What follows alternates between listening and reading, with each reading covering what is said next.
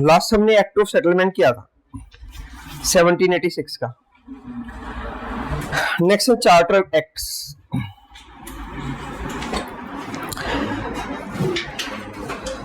Charter act basically जो British east India company है उसके रूल को एंड करने के लिए बनाए गए थे। धीरे धीरे हम पढ़ेंगे। 4 चार्टर एक्ट हैं। ये भी क्वेश्चन पूछा गया है बेसिक कि how many charter acts were there, तो 4 चार्टर एक्ट थे, ये ध्यान रखना है। हर 20 साल के बाद एक चार्टर एक्ट आएगा। 1793, 1813, 1833 और 1853, ये 4 चार्टर एक्ट आएंगे। इन चार्टर एक्ट्स में धीरे धीरे हर एक चार्टर एक्ट में ब्रिटिश ईस्ट इंडिया कंपनी की जो पावर्स हैं उनको धीरे धीरे करके कम किया जाएगा और लास्ट वाले चार्टर एक्ट में के बाद फर्दर चार्टर उनको रिन्यू ही नहीं किया जाएगा। हालांकि ये चार्टर रिन्यू हो रहे थे बहुत लंबे टाइम से। पहली बार चार्टर दिया गया था 1600 में ब्रिटिश ईस्ट इंडिया कंपनी को। उसके बाद हर 15 साल 20 साल में चार्टर को रिन्यू किया गया। तो वो हम रिन्यूअल पढ़ते नहीं है क्योंकि एज सच इंपॉर्टेंट नहीं है जिन एग्जाम्स को हम पढ़ रहे हैं उनके हिसाब से। अगर आप हिस्ट्री पढ़ोगे बहुत डिटेल में तो वो चार्टर एक्ट्स पढ़े जाएंगे। मतलब आप बीए हिस्ट्री एमए हिस्ट्री पढ़ रहे होगे तो ये चार्टर एक्ट्स को बहुत डिटेल में पढ़ा जाता है। ठीक है, सॉरी रिन्यूअल्स को कि कब कब रिन्यूअल हुए, क्या क्या हुआ। लेकिन हमारे जिन एग्जाम्स की प्रिपरेशन हम कर रहे हैं उनके हिसाब से इतने इंपॉर्टेंट नहीं है वो रिन्यूअल पीरियड। तो आपको लगेगा कि सडनली ये रिन्यूअल पीरियड कहां से आ जाएगा 1793 में, कि 1600 में से ऐसा नहीं था कि 1600 से और 1793 तक का रिन्यूअल पीरियड दिया गया था। उनको वो चार्टर दिए जाते थे, हर 15 साल 20 साल के बाद उसका रिन्यूअल होता था। ठीक है, इनको हम इसलिए पढ़ रहे हैं क्योंकि ये लास्ट के कुछ चार्टर्स थे जो रिन्यू हुए थे और उनके बाद कोई भी चार्टर आया नहीं। ठीक है, तो charter acts were a series of legislative measures. Legislative measure इसलिए लिखा है क्योंकि ये एक्ट है जो ब्रिटिश पार्लियामेंट ने पास किए। Passed by British parliament between 1793 to 1853. Their primary purpose was to renew the East India Company's Royal Charter. तो ये याद रखना है कि चार्टर एक्ट्स का प्राइमरी पर्पज क्या था। प्राइमरी पर्पज ये नहीं था कि वो बोले कि हम आपसे पावर ले लेंगे धीरे धीरे। ये तो हमें लास्ट वाला चार्टर एक्ट आने के बाद समझ में आया ना कि हर एक चार्टर एक्ट में पावर को कम किया गया है। इनिशियली जब चार्टर एक्ट लाए गए थे तो उसका एम था ब्रिटिश ईस्ट इंडिया कंपनी की जो मोनोपोली है, मोनोपोली कौन सी, जो 1600 में ब्रिटिश ईस्ट इंडिया कंपनी जब बनी इसको ट्रेड मोनोपोली दी गई थी।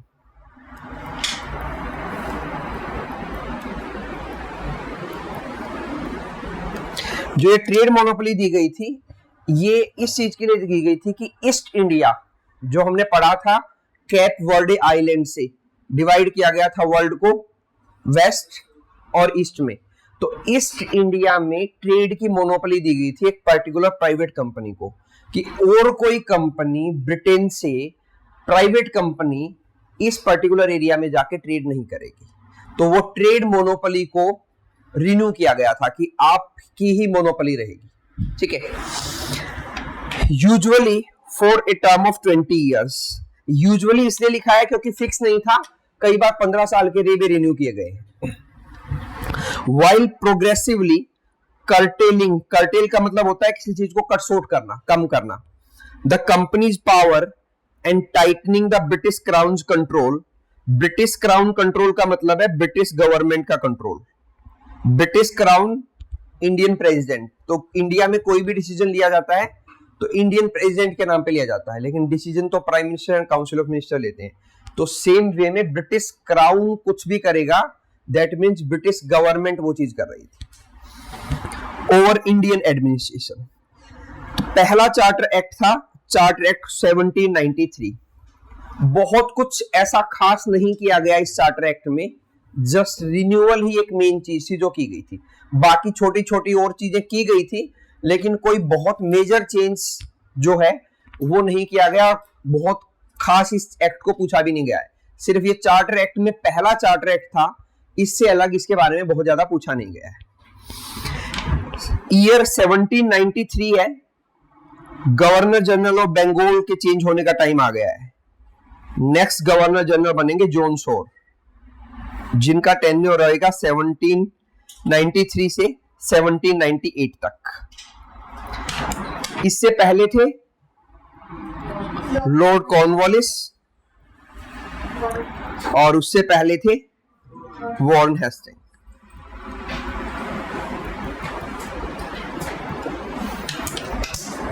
जब हम ये चीजें पढ़ रहे हैं ना, तो ये टाइम पीरियड 1773 से स्टार्ट होगा और हम यहां तक पहुंचे हैं, ऑलमोस्ट 20 ईयर्स हैं ये भी। इसी टाइम पीरियड में पैरेलल में मॉडर्न हिस्ट्री में एंग्लो मैसूर वॉर और एंग्लो मराठा वॉर चल रहे हैं। ये वो टाइम पीरियड है, बल्कि इससे भी पहले स्टार्ट हो जाएंगे 1766 से 1817। पैरेलल में बता रहा हूं मैं आप लोगों को। ये वो टाइम पीरियड है जब ब्रिटिशर्स दो बड़ी इंडियन पावर्स के साथ लड़ रहे थे। एक मराठा, क्योंकि मराठा चाह रहे थे कि ब्रिटिशर्स को बाहर कर दिया जाए। मुगल वर्सेस मराठा, ये वॉर चलता था। 1707 में औरंगजेब की डेथ हो गई, मुगल वीक हो गए, तो मराठास को लगा कि अब हम इंडिया पे रूल करेंगे। हिंदू रूलर थे मराठा, तो उनको लगा अब हम इंडिया पे रूल करेंगे, लेकिन उनको नहीं पता था ना कि ब्रिटिशर्स आ जाएंगे बीच में। तो ब्रिटिशर्स आ गए बीच में, किसके लिए? दिल्ली के लिए।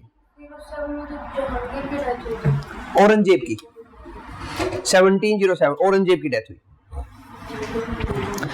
तो दिल्ली के लिए फाइट थी कि दिल्ली में जो लाल किला है वो सीट होती थी मुगल रूलर के बैठने की, जिसको शाहजहां ने बनवाया था। ठीक है, वहां पे मयूर थ्रोन होती थी जहां पे मुगल रूलर बैठता था। तो दिल्ली को सिंबॉलिकली सीट माना जाता था पहले से ही कि इंडिया पे जो रूल करेगा, जो दिल्ली पे रूल करेगा, वो इंडिया पे रूल करेगा। तो उस दिल्ली की सीट के लिए लड़ रहे थे मराठा और मुगल।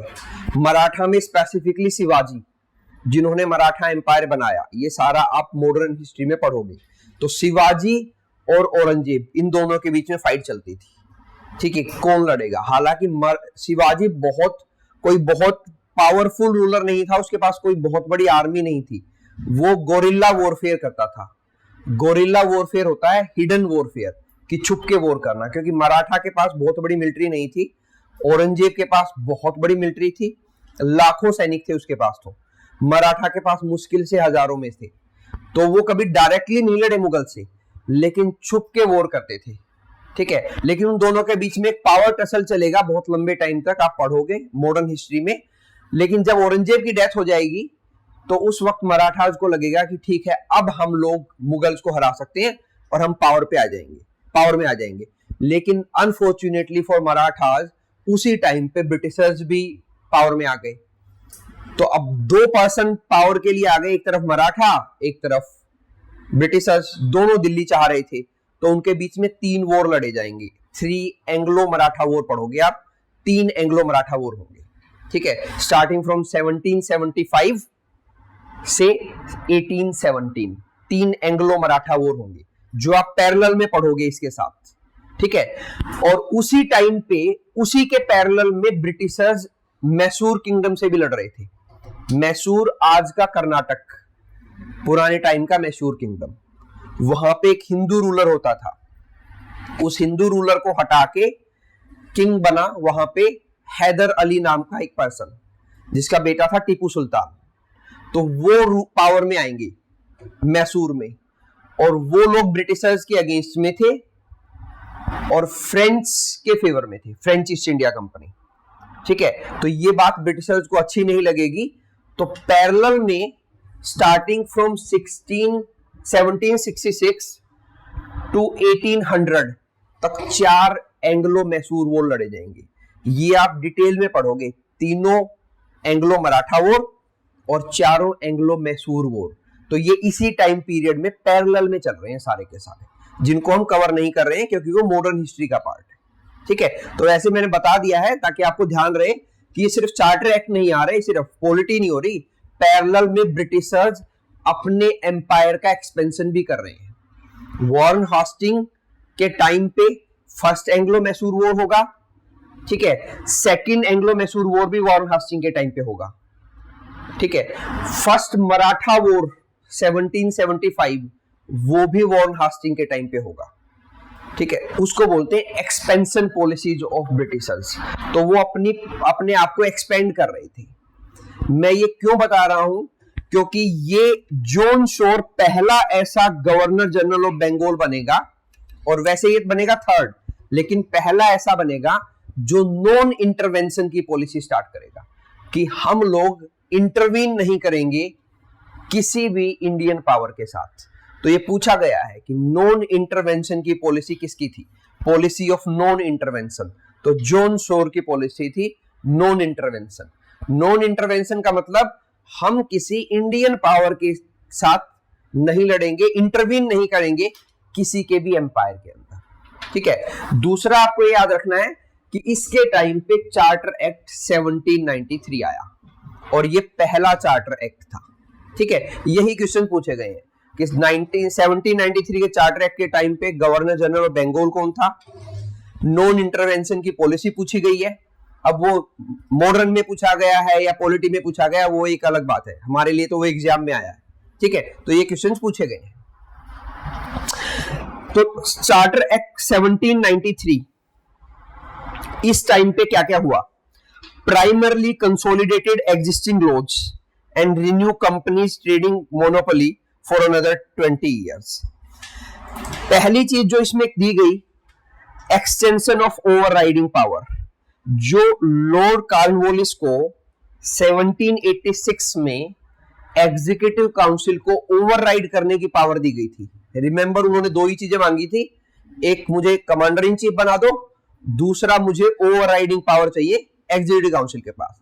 तो वो जो एग्जीक्यूटिव काउंसिल की ओवरराइडिंग पावर दी गई थी ना, उसको परमानेंट कर दिया गया आगे तक के, कि जो भी नया गवर्नर जनरल ऑफ बंगाल आएगा उसके पास ये ओवरराइडिंग पावर रहेगी। ठीक है, पूछा नहीं गया है कभी एग्जाम में, लेकिन पूछा जा सकता है क्योंकि एक इंपॉर्टेंट इवेंट है, ठीक है। तो एक तो ये हुआ एक्सटेंशन ऑफ ओवरराइडिंग पावर, उसको एक्सटेंड कर दिया गया to all the future governor general. जो भी फ्यूचर गवर्नर जनरल आएंगे उनके पास वो वीटो का पावर रहेगा, ठीक है। ये वीटो का जो पावर होता है ना, इसको वीटो पावर बोलते हैं, special veto power. Veto power एक नेगेटिव पावर है। वीटो एक नेगेटिव पावर होती है, आप किसी काम को होने से रोक रहे हो, कोई काम स्टार्ट नहीं कर रहे। तो आज के टाइम पे मॉडर्न वर्ल्ड में भी ये वीटो पावर है, हम इसको पढ़ेंगे। यूएनओ, यूनाइटेड नेशन ऑर्गेनाइजेशन के 5 परमानेंट मेंबर हैं, फ्रांस, ब्रिटेन, यूएस, रसिया और चाइना। इनके पास वीटो पावर है। आज भी वर्ल्ड में वीटो पावर होती है, किसी भी लॉ को या किसी भी डिसीजन को स्ट्रेस करने की पावर को वीटो पावर बोलते हैं। तो ये एक नेगेटिव पावर है, पॉजिटिव नहीं है। मतलब इससे नेगेटिव काम होते हैं, चीजों को दबाया जाता है, नई चीजें नहीं बनती है, ठीक है। Indian revenues paying British salaries. दूसरी चीज क्या हुई, ड्रेन ऑफ वेल्थ को और ज्यादा प्रमोट किया गया। ड्रेन ऑफ वेल्थ का मतलब इंडिया से पैसा निकाला गया, ज्यादा से ज्यादा मौके ढूंढे गए कि कैसे इंडिया से पैसा निकाल के हम बाहर लेके जा सकते हैं। तो जितने भी ब्रिटिश के सिविल सर्वेंट्स थे, या जो एक नई बॉडी बनी थी बोर्ड ऑफ कंट्रोल। कब बनी थी board of control? Pitt's India act 1784 में। बोर्ड ऑफ कंट्रोल का काम क्या था? पॉलिटिकल, मिलिट्री और रिवेन्यू फंक्शन देखना कंपनी का, ठीक है।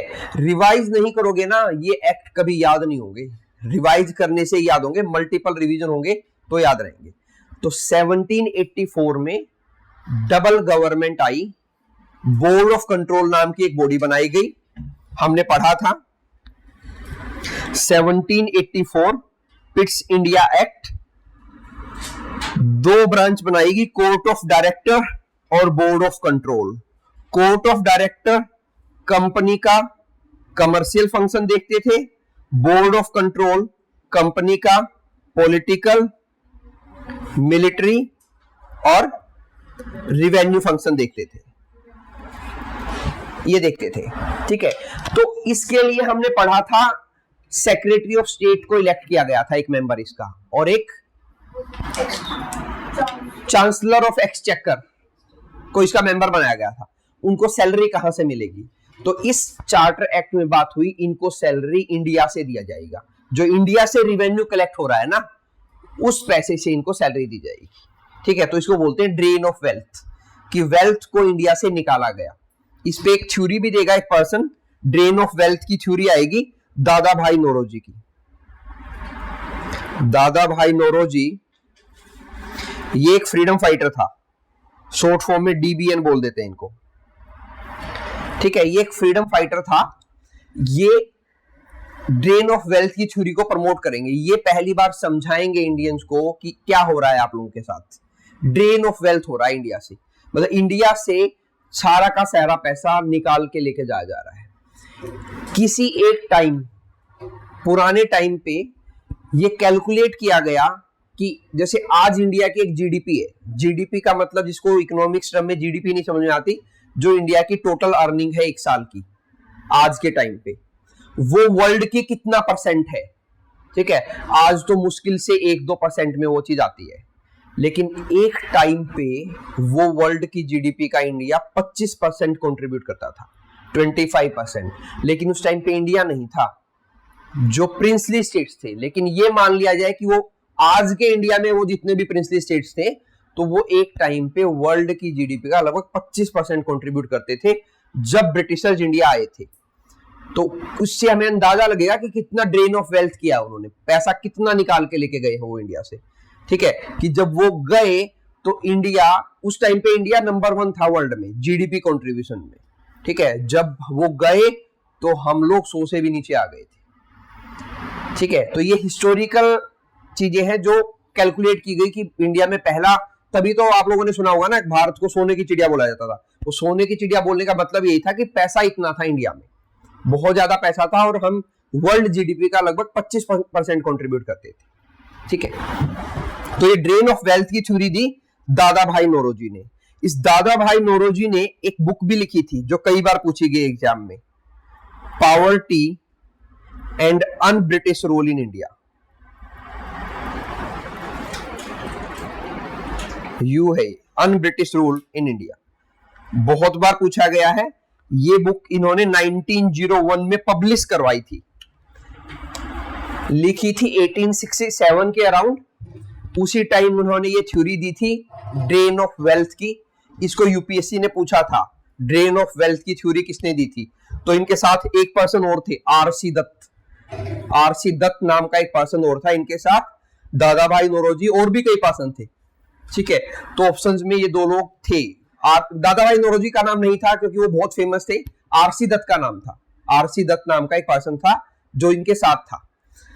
तो इन्होंने बुक सिर्फ दादा भाई नौरोजी ने लिखी थी, ड्रेन ऑफ वेल्थ की थ्योरी देने में कंट्रीब्यूशन था कई सारे इकोनॉमिस्ट थे इंडिया से जिन्होंने मिलकर वो थ्योरी दी थी। उनमें से सबसे ज्यादा प्रोमिनेंट थे दादा भाई नौरोजी। दादा भाई नौरोजी को grand old man of India बोला जाता है। तो कई बार एग्जाम में पूछा गया है, पीसीएस एग्जाम पूछते हैं ऐसी चीजें, यूपीएससी नहीं पूछता। जो बाकी पीसीएस एग्जाम है, यूपीएससी ने भी पूछे हैं, लेकिन कभी 1970s 80s में पूछे हैं ऐसे क्वेश्चन, सिंपल सिंपल, तो अब तो नहीं पूछेगा। तो who is known as the grand old man of India, grand old man बोला जाता है दादा भाई नौरोजी को। ठीक है, इन्होंने बुक लिखी poverty and un British rule in India, drain of wealth की थ्योरी दी, समझाया इंडियंस को कि ब्रिटिशर्स आपके यहां से पैसा निकाल के लेके जा रहे हैं। और ही वॉज द फर्स्ट पर्सन जिसको एमपी इलेक्ट किया गया था ब्रिटेन में। ब्रिटेन में एमपी बनने वाला पहला इंडियन था ये। ब्रिटेन में जाके इन्होंने इलेक्शन लड़ा। ठीक है, फिन्सबरी एक नाम की एक सीट है, FINSBURY, फिन्सबरी नाम की एक कॉन्स्टिट्यूएंसी है। कॉन्स्टिट्यूएंसी मतलब वोटिंग एरिया। जैसे इंडिया में आज के टाइम पे 543 वोटिंग एरिया है, लोकसभा में 543 सीट है, एक सीट को वोटिंग एरिया बोला जाता है और उसको टेक्निकल टर्म में कॉन्स्टिट्यूएंसी बोला जाता है। तो वहां पे फिन्सबरी नाम की कॉन्स्टिट्यूएंसी से दादा भाई नौरोजी पहले इंडियन बने थे जिन्होंने ब्रिटेन में जाके इलेक्शन लड़ा और जीत गए। इलेक्शन लड़ने वाले पहले नहीं थे, जीतने वाले पहले थे। ठीक है, लड़ने वाला भी बता रहा हूं कि कौन था। तो he was the first Indian who fought election in Britain and he won. ठीक है, क्यों, अब बात आती ये क्यों गए ब्रिटेन में इलेक्शन लड़ने के लिए? क्योंकि हम पे ब्रिटिशर्स का रूल था और ये कह रहे थे कि मैं वहां की पार्लियामेंट में जाके बैठूंगा और जो ये एक्ट बन के आ रहे हैं इन एक्ट को इन्फ्लुएंस करूंगा कि ये एक्ट इंडिया के फेवर में बने। इसलिए इन्होंने इलेक्शन लड़ा और फॉर्चुनेटली ये जीत गए। ठीक है, पारसी थे ये, हिंदू नहीं थे, और पारसी उससे बिलोंग करते थे। ठीक है, तो वहां पे पारसी लोग रहते थे उस कॉन्स्टिट्यूएंसी में, इस वजह से ये जीत गए थे। ये हुआ था 1892 में। 1892 में ये इलेक्शन जीते थे फिन्सबरी कॉन्स्टिट्यूएंसी ब्रिटेन से। ब्रिटेन के जैसे हमारे यहां पे लोकसभा, हमारे यहां पे जो पार्लियामेंट है, पार्लियामेंट में एक लोकसभा है, एक राज्यसभा है और एक प्रेसिडेंट ऑफ इंडिया है। तो उनके यहां लोकसभा को बोलते हैं house of Commons, house of Commons. उनकी राज्यसभा को बोलते हैं हाउस ऑफ लॉर्ड्स और उनके प्रेसिडेंट की जगह पे है मोनार्क। तो हाउस ऑफ कॉमन में इलेक्शन लड़ा था इन्होंने फिन्सबरी सीट से, दादा भाई नौरोजी ने। ठीक है, और वहां के ब्रिटिश एमपी बने थे। उसी साल 1892 में, चीजें कनेक्ट हैं इसलिए मैं बता रहा हूं, कहीं सोचो कि हम 4 ट्रैक से कहां पे आ गए हैं। ठीक है, 1892 में वोमेश चंद्र बनर्जी,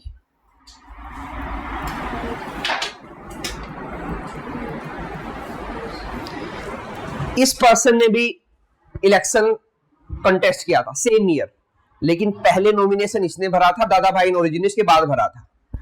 ठीक है, तो ये वो पहला पर्सन था इंडिया से जिसने इलेक्शन कंटेस्ट किया।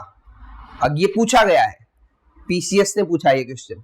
ठीक है, जिसको पीसीएस नहीं समझ में आ रहा, जो स्टेट लेवल पे एग्जाम होते हैं एसडीएम बनने के लिए, सब डिविजनल मैजिस्ट्रेट, उनको बोलते हैं पीसीएस।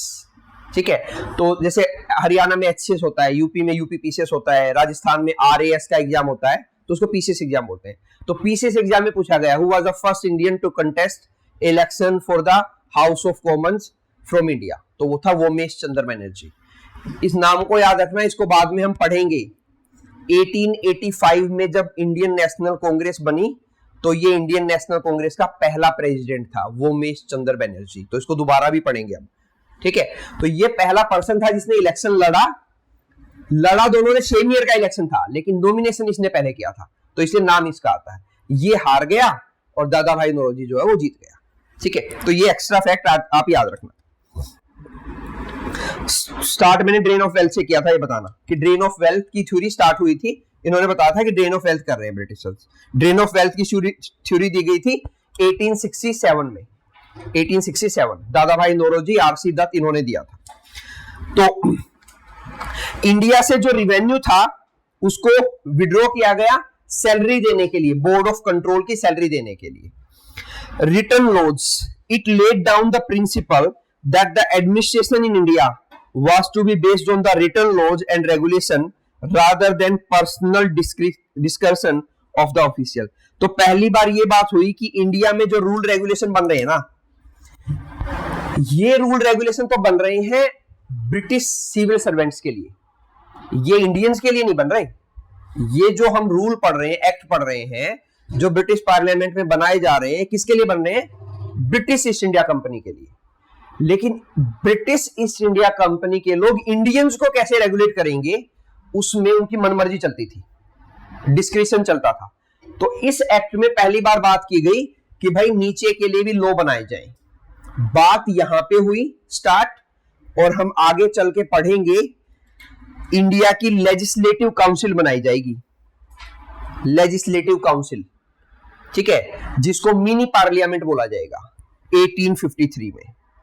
लास्ट चार्टर एक्ट आते आते इंडिया में पहली बार पार्लियामेंट बनेगी, जिसको मिनी पार्लियामेंट बोला जाएगा, लेजिस्लेटिव काउंसिल ऑफ इंडिया। ठीक है, ये हम आगे पढ़ेंगे। लेकिन ये लेजिस्लेटिव काउंसिल करेगी क्या? इंडियंस के लिए लॉ बनाएगी। ब्रिटिश पार्लियामेंट लॉ बनाएगी ब्रिटिश ईस्ट इंडिया कंपनी के लिए, British east India company law बनाएगी इंडियंस के लिए, जैसे आज के टाइम पे हमारी पार्लियामेंट बनाती है। तो वो हमारी पार्लियामेंट यहां से स्टार्ट होगी, मिनी पार्लियामेंट 1853, हम आगे पढ़ेंगे आज ही। ठीक है, तो ये लॉ बनाने की प्रोसेस के बारे में, इंडियंस के लिए लॉ बनाने की प्रोसेस के बारे में स्टार्ट हुआ 1793 में, और आगे जाके 1853 में पार्लियामेंट बन जाएगी। पार्लियामेंट कैसे बनेगी? अभी सिस्टम क्या चल रहा है, जब ये एक्ट चल रहा है तो सिस्टम क्या है? गवर्नर ऑफ बंगाल, उसके नीचे governor of Bombay, governor of Madras, plus में इसके पास 3 एग्जीक्यूटिव काउंसिल के मेंबर है। ये सिस्टम चल रहा है अभी तक। ठीक है, क्लियर है? ठीक है, तो आगे जाके इनके साथ लेजिस्लेटिव काउंसिल के मेंबर और ऐड हो जाएंगे। ये सेम ही चीजें जो मैंने बता दी हैं आपको कि ड्रेन ऑफ वेल्थ स्टार्ट हुआ था। ठीक है, मेरे को ध्यान नहीं रहा कल पीपीटी भेजना, तो मैं आज भेजता हूं। ठीक है, तो आप इसमें पढ़ लेना, यही 3 पॉइंट को एक्सप्लेन किया गया आगे। उसमें ऐसा कुछ है नहीं, कुछ होता तो मैं एक्सप्लेन कर देता। देन उसके बाद आएगा नेक्स्ट चार्टर एक्ट 1853 का, second charter act. Second charter act में ये चीजें हुई सारी 1813 सेकंड चार्टर एक्ट।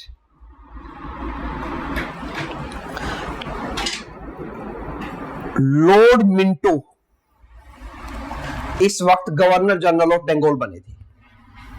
ठीक है, बीच वाले गवर्नर जनरल मैंने स्किप किए हैं, मॉडर्न हिस्ट्री में पढ़ेंगे उनको, उनके कंट्रीब्यूशन भी पढ़ेंगे। अभी हम सिर्फ ये याद रखने, क्योंकि ये पूछा गया कि कौन सा एक्ट था और गवर्नर जनरल कौन होता था। अभी बंगाल का है, इससे नेक्स्ट वाले से गवर्नर जनरल ऑफ बंगाल भी चेंज हो जाएगा, इंडिया का बन जाएगा। ठीक है, तो लॉर्ड मिंटो यहां पे गवर्नर जनरल थे। लॉर्ड मिंटो का टेन्योर था 1807 से 1813 तक, यहां से यहां तक इनका टेन्योर था। तो इसके बीच में हम 2 गवर्नर जनरल और छोड़ के आए हैं, जॉन शोर और मिंटो के बीच में एक तो बनेंगे लॉर्ड रिचर्ड वेलेस्ली और एक बनेंगे जॉर्ज बार्लो। ये 2 पर्सन और बनेंगे, जिनको हम बाद में मॉडर्न हिस्ट्री में पढ़ेंगे, क्योंकि पॉलिटी में इनका इतना बड़ा कंट्रीब्यूशन नहीं है।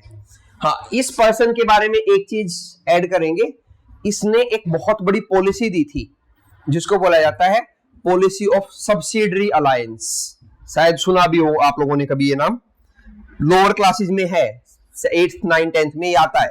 सब्सिडरी अलायंस की पॉलिसी किसने दी थी? तो वो लॉर्ड रिचर्ड वेलेस्ली ने दी थी। यही वो पर्सन था जिसने टीपू सुल्तान को मरवाया था। टीपू सुल्तान को मरवाने वाला भी यही था, इसी के टाइम पे मारा गया था टीपू सुल्तान को। ठीक है, और इसने सब्सिडरी अलायंस की पॉलिसी दी थी। सब्सिडरी अलायंस की पॉलिसी बहुत इंपॉर्टेंट पॉलिसी है। जो ब्रिटिश पॉलिसी जाई उनमें एक डॉक्ट्रिन ऑफ लैप्स पढ़ेंगे बाद में, डलहौजी का, और एक सब्सिडरी अलायंस। ये 2 पॉलिसी हमेशा पढ़ी जाएंगी मॉडर्न हिस्ट्री में। तो सब्सिडरी अलायंस की पॉलिसी दी थी उन्होंने।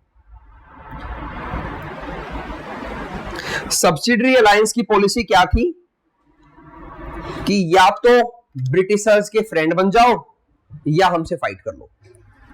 ये थी सब्सिडरी अलायंस की पॉलिसी नॉर्वे। अब फाइट उनसे करे कौन, क्योंकि उनके पास एडवांस वेपन थे। वो मुगल रूलर को हरा चुके थे, वो मैसूर किंगडम को हरा चुके थे, मराठा को हरा चुके थे। तो मराठा तो बहुत बड़ी पावर थे। मराठा के हारने के बाद किसी में इतना दम ही नहीं था कि वो ब्रिटिशर्स के सामने खड़ा हो पाए। तो उन्होंने सब्सिडरी अलायंस की पॉलिसी दी थी।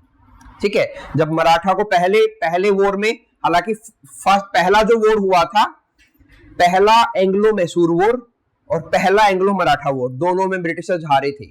लेकिन इतने चालाक थे वो उन्होंने ट्रूस कर ली। ट्रूस मतलब संधि कर ली, मराठा के साथ भी और मैसूर के साथ में।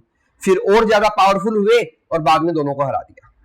ठीक है, तो इन्होंने सब्सिडी लाइंस की पॉलिसी दी थी, ये याद रखना।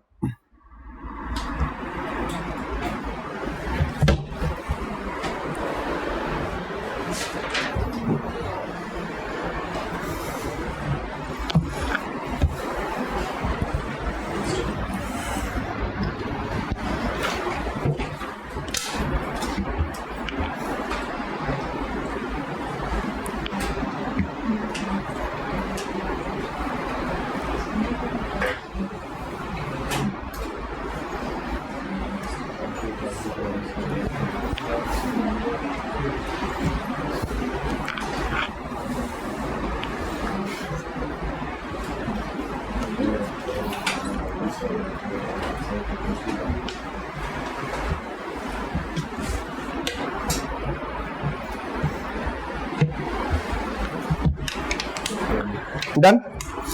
सब्सिडी लाइंस की पॉलिसी क्या थी उसको बाद में हम पढ़ेंगे। तो लॉर्ड मिंटो के टाइम पे चार्टर एक्ट आया 1813 का।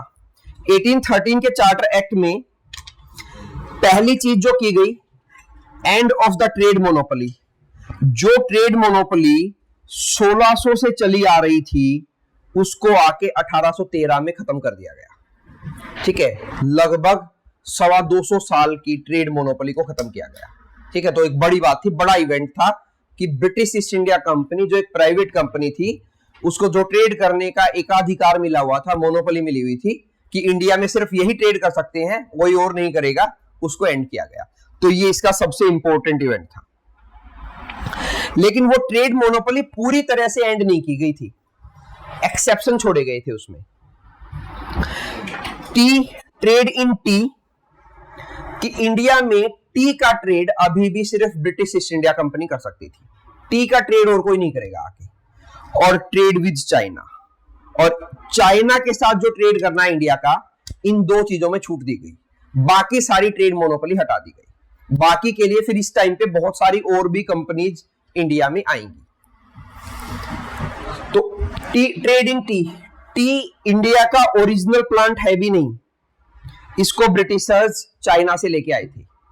टी को ब्रिटिशर्स चाइना से लेके आए थे।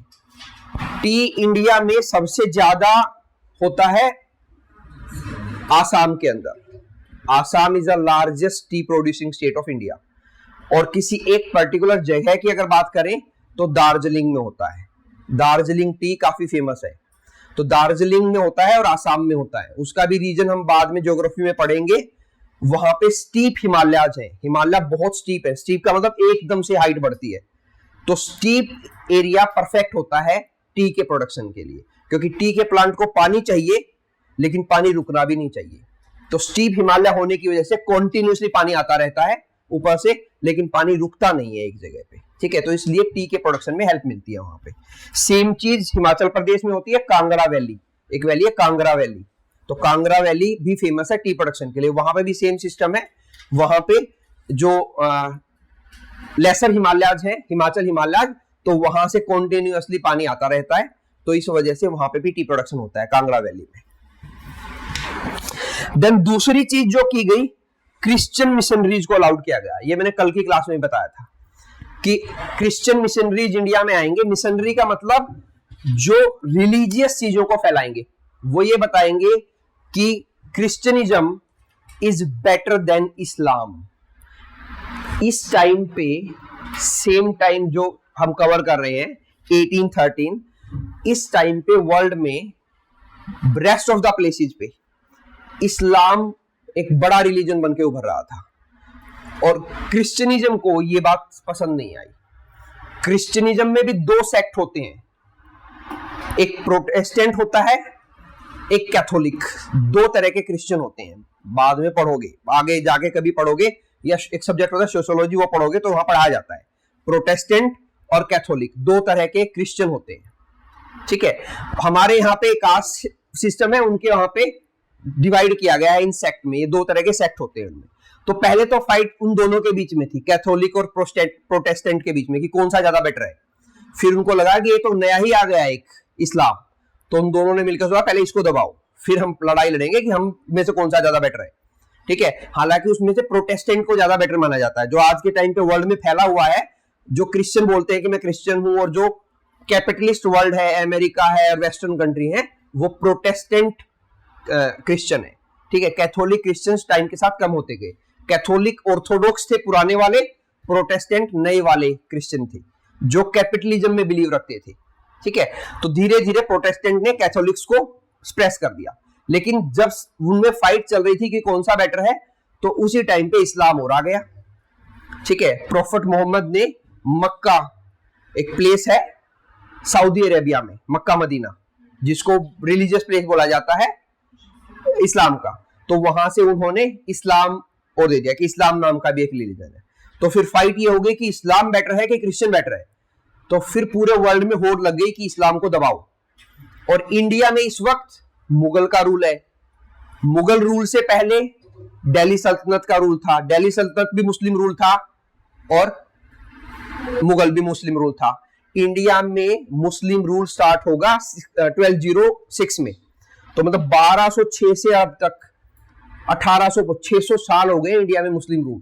तो इंडिया के लोग भी ये मानने लगे मुस्लिम ज्यादा बेटर है, क्योंकि जो रूल कर रहा है वो ज्यादा बेटर है। तो जब ब्रिटिशर्स पावर में आएंगे, वो ऊपर आने लगेंगे, तो उनको लगेगा भाई पहले हमें ये समझाना पड़ेगा लोगों को कि ये मुस्लिम ज्यादा बेटर नहीं है, हम ज्यादा बेटर हैं, तभी तो ये हमें अपना गुरु मानेंगे ना, अपना रूलर तभी मानेंगे। तो क्रिश्चियन मिशनरीज को इंडिया में आना अलाउड किया कि आओ लोगों से बातचीत करो और उनको बताओ कि मुस्लिम रिलीजन अच्छा नहीं है, क्रिश्चियन रिलीजन अच्छा है। हिंदुइज्म की तो बात ही नहीं होती थी उस वक्त, क्योंकि जो हिंदू थे मेनली उनमें मराठा रूलर थे, उनको तो दबा ही दिया था उन्होंने, तो दबा दिया था तो उन्होंने बता दिया था कि भाई हम सुपीरियर हैं, जब हम रूल कर रहे हैं तो हम सुपीरियर हैं, आप लोग सुपीरियर हो ही नहीं, आप तो इंफीरियर रेस हो एक, ठीक है। तो फिर अब उनके सामने चैलेंज था कि ये जो 600 साल का मुगल रूल है, मुस्लिम रूल है इंडिया में, not Mughal rule, Muslim rule, उसको कैसे स्प्रेस करें। तो उसके लिए इंडिया में क्रिश्चियन मिशनरीज का आना अलाउड किया गया कि आओ पूरे इंडिया में फैल जाओ और लोगों को समझाओ कि क्रिश्चियनिज्म में कन्वर्ट करें। पहले बहुत सारे हिंदुओं ने मुस्लिम में कन्वर्ट कर लिया था, जो मुगल रूलर थे उनके डर की वजह से। तो अब वो चाह रहे थे कि वो लोग क्रिश्चियनिज्म में कन्वर्ट कर लें, और इसका इंपैक्ट आप लोग देखते भी हो, साउथ इंडिया में दिखेगा इसका इंपैक्ट। गोवा जाओगे, चेन्नई साइड जाओगे, अंडमान निकोबार, सॉरी क्या नाम है इसका, पुदुचेरी जाओगे, या फिर नॉर्थ ईस्टर्न साइड जाओगे, जो नॉर्थ ईस्टर्न स्टेट्स हैं, वहां पे आपको क्रिश्चियनिज्म का इंपैक्ट दिखेगा, ठीक है। यहां इस वाले एरिया में, हमारे एरिया में नहीं है, क्योंकि ये एरिया प्लेन एरिया है, और क्रिश्चियन जो आए थे वो टेम्परेट रीजन से आए थे, तो उनको ठंड पसंद थी, तो वो पहाड़ी एरिया में या मॉडरेट साउथ में ही गए। इन एरिया में वो रह नहीं पाते थे इस मौसम में, खासकर जो अभी चल रहा है, इतनी गर्मी सहने की उनको आदत नहीं थी, तो वो मोस्टली पहाड़ी एरिया में चले गए, तो वहीं पे ज्यादा चीजें वो प्रमोट हो पाई, ठीक है। तो ये चीजें अलाउड की गई थी इस वाले उससे, पहली बार इंडिया में क्रिश्चियन मिशनरी को अलाउड किया गया। इन दोनों स्टेटमेंट पे क्वेश्चन आ चुका है यूपीएससी में भी कि भाई किसने एंड किया और क्रिश्चियन मिशनरीज को अलाउ किया गया। देन ये भी इंपॉर्टेंट इवेंट है, इस पे भी क्वेश्चन पूछा गया है यूपीएससी में। 1 लाख रुपए इंडिया में एजुकेशन के लिए रखे गए। ब्रिटिश ईस्ट इंडिया कंपनी हर साल 1 लाख रुपए इंडिया में एजुकेशन सिस्टम को अच्छा बनाने के लिए लगाएगी, लेकिन कभी लगा नहीं ये रुपया, सिर्फ बात की गई थी एक्ट में, इंप्लीमेंट नहीं हो पाया। सेम स्टोरी जो आज के टाइम होती है कि एक्ट बन जाते हैं, इंप्लीमेंट नहीं हो पाते, क्योंकि इंप्लीमेंट करने वाले एग्जीक्यूटिव है, जब तक वो नहीं चाहेंगे चीजें इंप्लीमेंट नहीं होंगी, ठीक है। ये तीनों मेन इवेंट थे। असर्शन ऑफ सोवरेनिटी, सोवरेनिटी का मतलब ये है कि रूल किसका था इंडिया पे, ब्रिटिश क्राउन का। इस बात को असर्टेन किया गया, मेक श्योर किया गया कि भाई इंडिया पे रूल ब्रिटिश क्राउन का है, ब्रिटिश ईस्ट इंडिया कंपनी का नहीं है। याद करो Pitt's India act 1784, British east India company की पोजेशंस को ब्रिटिश पोजेशंस बोला गया, ठीक है। तो ये बात को असर्टेन किया गया कि ब्रिटिश क्राउन का रूल है इंडिया में, लोगों को बताओ ब्रिटिश ईस्ट इंडिया कंपनी का रूल नहीं है, ब्रिटिश क्राउन का रूल है, ठीक है। So this was done in charter act 1813। ये मैंने बता दिया, अबोलिशन वही सेम चीज है, ये भी, ये जो है इनको डिटेल में लिखा गया है बस। अबोलिशन किया गया ट्रेड का, एक्सेप्शन रखे गए, ठीक है। ब्रिटिश क्राउन की सोवरेनिटी को असर्टेन किया गया दोबारा से, ठीक है। फाइनेंशियल एलोकेशन किया गया एजुकेशन के लिए 1 लाख रुपए, और क्रिश्चियन मिशनरीज को इंडिया में आना अलाउड किया गया, उसी चीज को थोड़ा डिटेल में लिखा है। Then taxation power to locals. इस पे क्वेश्चन नहीं पूछा गया है कभी इस वाले स्टेटमेंट पे, ठीक है, कि टैक्सेशन पावर दी गई लोकल। लोकल का मतलब म्युनिसिपैलिटीज, म्युनिसिपैलिटीज बनाई गई अराउंड 1687 इंडिया में पहली म्युनिसिपैलिटी बनाई गई थी मद्रास। फिर धीरे धीरे 1726 में कलकत्ता और बॉम्बे, इनको म्युनिसिपैलिटी बनाया गया, ठीक है। ये म्युनिसिपैलिटी वाला सिस्टम ब्रिटिश अपने यहां से लेके आए थे, तो वो म्युनिसिपैलिटी बनाई गई। म्युनिसिपैलिटी का मतलब लोकल गवर्नमेंट, ये शुरुआत हो गई लोकल गवर्नमेंट की। तो इंडिया में लोकल गवर्नमेंट की शुरुआत भी ब्रिटिशर्स ही करके गए थे। इंडिया में गवर्नेंस 3 टीयर पे होता है, 3 टीयर। टीयर है ये, टायर नहीं है, 3 टीयर। पहला सेंट्रल गवर्नमेंट, फिर स्टेट गवर्नमेंट और फिर लोकल गवर्नमेंट। सेंट्रल गवर्नमेंट में prime minister and council of minister, state government में chief minister and council of minister, और लोकल गवर्नमेंट में शहरों में म्युनिसिपैलिटीज और गांव में ग्राम पंचायत। तो ये म्युनिसिपैलिटी का सिस्टम ब्रिटिशर्स ने स्टार्ट किया था, लोकल गवर्नेंस का, ठीक है। बाद में इंडिपेंडेंस के बाद हम इस चीज को कॉन्स्टिट्यूशन में डालेंगे 1992 में, 1992 में इस चीज को कॉन्स्टिट्यूशन में डाला जाएगा, ओरिजिनली नहीं डाला जाएगा, ठीक है। ग्राम पंचायत वाला सिस्टम बाद में स्टार्ट होगा और लगभग 1870 के अराउंड एक पर्सन आएगा लॉर्ड मायो करके, वो फाइनेंशियल डिसेंट्रलाइजेशन करेगा।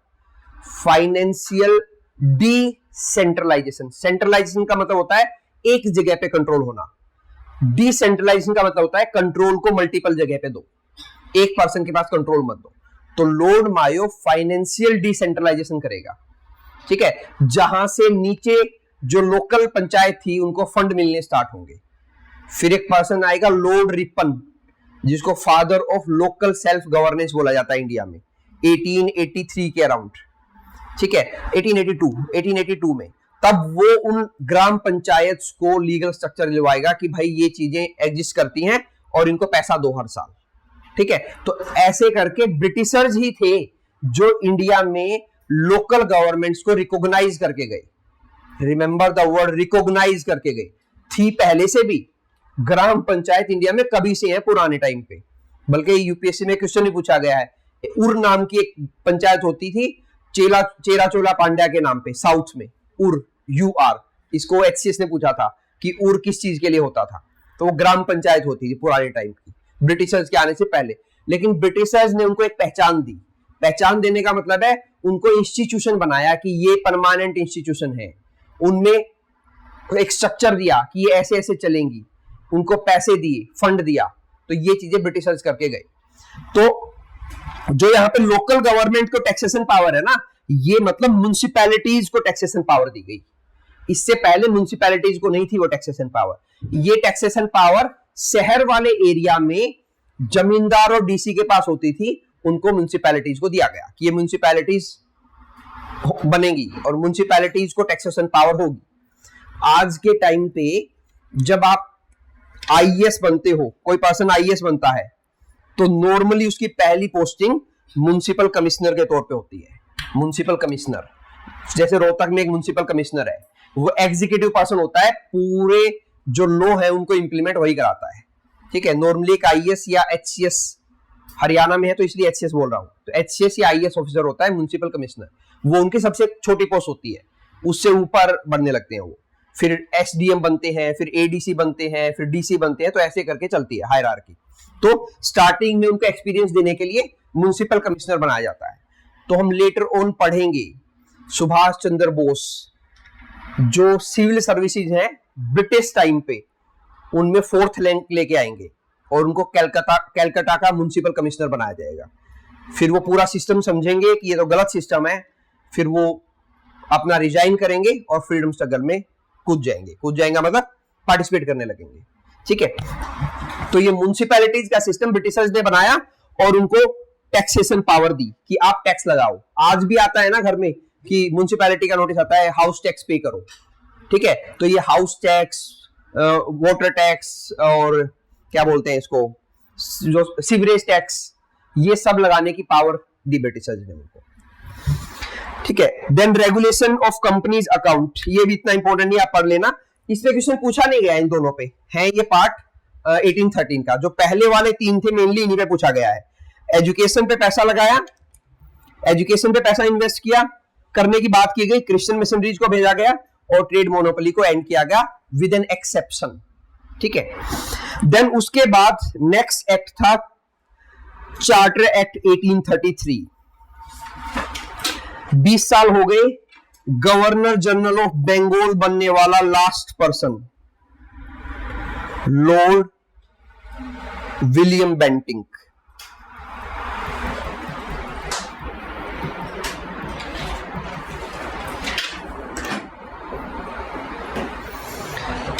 He was the last governor general of Bengal। पहला कौन था? Warren Hasting. तो ये governor general of Bengal last था, क्योंकि ये एक्ट आते ही इसको गवर्नर जनरल ऑफ इंडिया बना दिया जाएगा। तो now he will become the first governor general of India. Remember, जब गवर्नर ऑफ बंगाल से गवर्नर जनरल ऑफ बंगाल बनाया गया था, तो क्या मेन इवेंट हुआ था? मैंने बताया था कि क्यों बनाया गया। गवर्नर ऑफ बंगाल से गवर्नर जनरल ऑफ बंगाल बनाया गया, तो क्यों बनाया गया था? सेंट्रलाइजेशन स्टार्ट हुआ था। सेंट्रलाइजेशन का मतलब मतलब कि इसके नीचे गवर्नर ऑफ बॉम्बे और गवर्नर ऑफ मद्रास को कर दिया गया था, ये हुआ था। तो अभी जब गवर्नर जनरल ऑफ बंगाल को गवर्नर जनरल ऑफ इंडिया बनाया गया, तो ये दोनों तो पहले ही सबऑर्डिनेट थे, लेकिन इन दोनों की जो लॉ बनाने की पावर थी ना अपने अपने एरिया में, वो ले ली गई। मतलब इन दोनों को पावरलेस बना दिया गया बिल्कुल। लास्ट चीज जो इनके पास बची थी यहां तक आते आते, वो लॉ बनाने की पावर थी अपने अपने एरिया में, रूल रेगुलेशन बनाने की पावर। तो वो लॉ बनाने की पावर भी इनसे ले ली गई। तो रिमेंबर, मैंने बताया था सेंट्रलाइजेशन पीक पे पहुंचेगा 1833 में।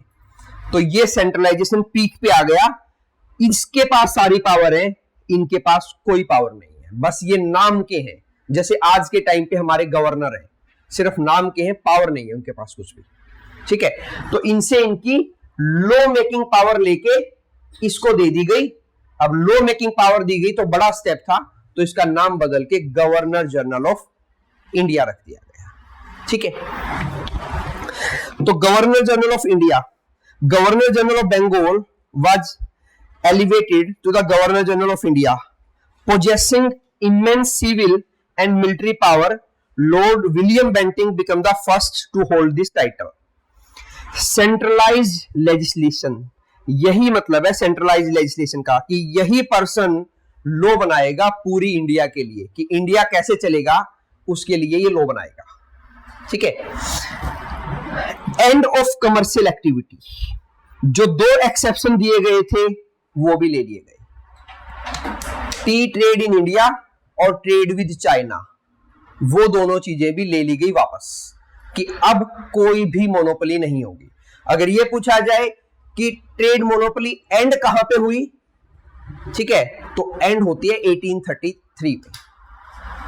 शुरुआत की गई थी 1813 में, 1833 में उस ट्रेड मोनोपोली को बिल्कुल ही खत्म कर दिया गया कि अब आपके पास कोई ट्रेड मोनोपोली नहीं है।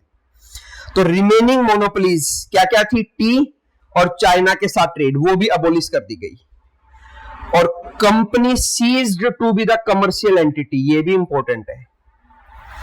अब कंपनी कमर्शियल एंटिटी थी ही नहीं, अब वो सिर्फ एडमिनिस्ट्रेटिव बॉडी थी प्योरली।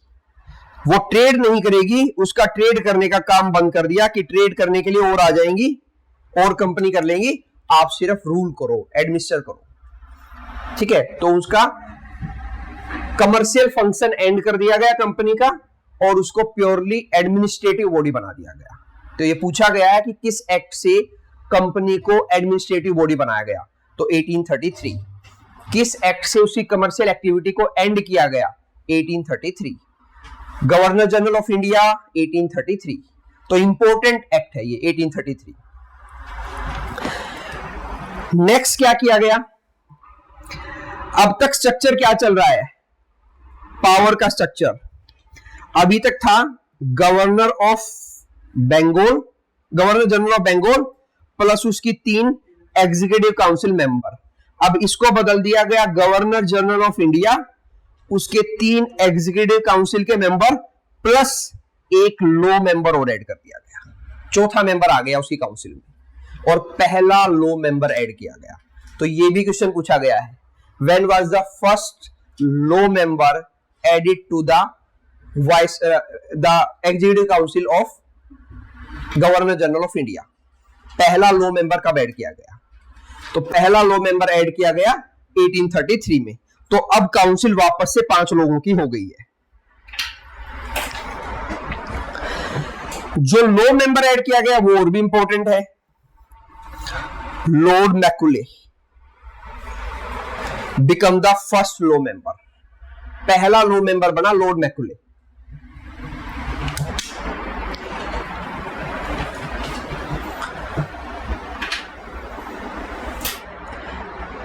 इसके बाद अभी तक एग्जीक्यूटिव काउंसिल में सारे ब्रिटिशर्स हैं, पहला इंडियन इस काउंसिल में आएगा 1909 में, 1909 में, हम पढ़ेंगे बाद में।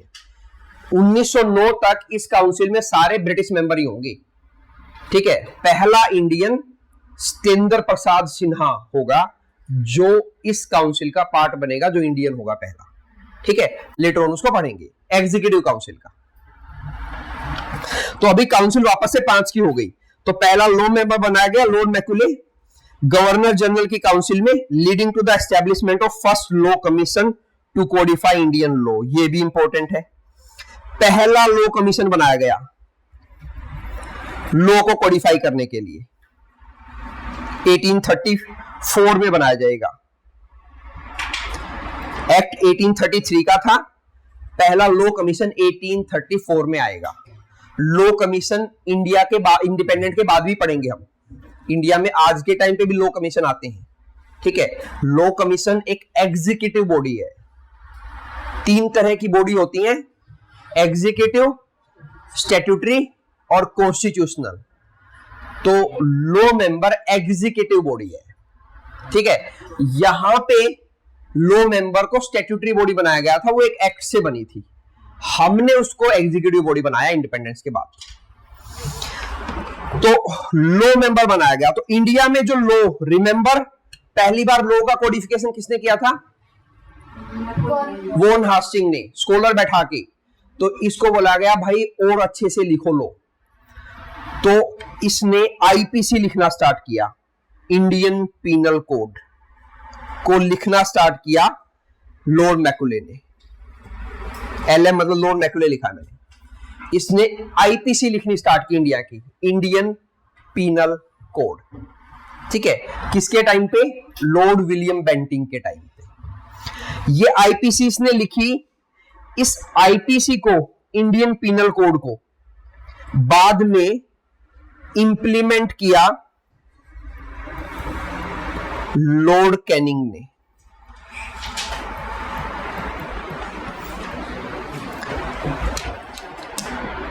लॉर्ड कैनिंग कौन होगा, last governor general of India बनेगा ये। अभी पहला गवर्नर जनरल ऑफ इंडिया बना है, ये लास्ट होगा गवर्नर जनरल बनने वाला लॉर्ड कैनिंग। ये आईपीसी को इंप्लीमेंट करेगा इंडिया में। ईयर होगा 1862, 1862। ये आईपीसी जो लिखने लगा था लॉर्ड मैकुले, ये फाइनलाइज होगी 1860 तक जाके, ठीक है। बहुत लंबा टाइम लगा था इंडियन आईपीसी को लिखने का, बहुत ही ज्यादा डिटेल्ड कोडिफिकेशन किया गया था लॉज का। अभी भी आईपीसी है, ऐसा नहीं कि अभी नहीं है, आईपीसी अभी भी है, हालांकि उसका नाम बदल दिया गया है, अब आईपीसी को बीएनएस बोलते हैं, भारतीय न्याय संहिता। तो आप सोचो 1860 में लिखी गई एक चीज 2023 तक चली है इंडिया में। इंडिपेंडेंस के बाद भी हमने आईपीसी को ही फॉलो किया। तो मतलब वो पर्सन कितना सही लिख के गया होगा जिस चीज को हमने 2023 तक चलाया। 2023 में भारतीय न्याय संहिता एक्ट आया, बीएनएस एक्ट, और 1 अप्रैल 2024 से इंडिया में आईपीसी को रिप्लेस किया बीएनएस ने, भारतीय न्याय संहिता। है क्या आईपीसी का मतलब था इंडियन पीनल कोड, कि जो आप कोई भी पर्सन अगर कुछ गलत कर रहा है तो उस गलत को डिफाइन कैसे किया जाएगा। किसी ने चोरी कर ली तो चोरी क्या है, व्हाट इज थेफ्ट, ये आईपीसी में लिखा हुआ है, किसी एक सीरियल नंबर पे लिखा हुआ है, ठीक है, कि थेफ्ट क्या है, किसको थेफ्ट बोला जाएगा, थेफ्ट किया है तो उसको कितना पनिशमेंट मिलेगा, ये आईपीसी में लिखा हुआ था डिटेल में, ठीक है। तो इसलिए जो एडवोकेट्स होते हैं वो आईपीसी पढ़ते हैं, डिटेल में याद भी करते हैं, इंडियन पीनल कोड। किसी ने मर्डर किया है, मर्डर की डेफिनेशन क्या है, how you will define murder, वो डेफिनेशन लिखी हुई है। फिर उस डेफिनेशन के लिए पनिशमेंट क्या है, किस किस टाइप से हो सकता है मर्डर, ठीक है, किस किस चीज को मर्डर माना जाएगा, ठीक है। इंसल्ट, किसी ने बोला कि मेरी इंसल्ट कर दी, मैं केस करूंगा, इंसल्ट क्या है, डिफाइन इंसल्ट, कितने टाइप की होती है, क्या पनिशमेंट है, ये सब कुछ आईपीसी में लिखा। इसलिए इतना लंबा टाइम लग गया इसको लिखने में कि हर चीज को डिफाइन किया गया। किसी ने पेन चुराया है, किसी ने स्पोर्ट्स बुक चुराई है, किसी ने बैंक लूटा है, तो चोरी भी तो बहुत टाइप की होंगी ना।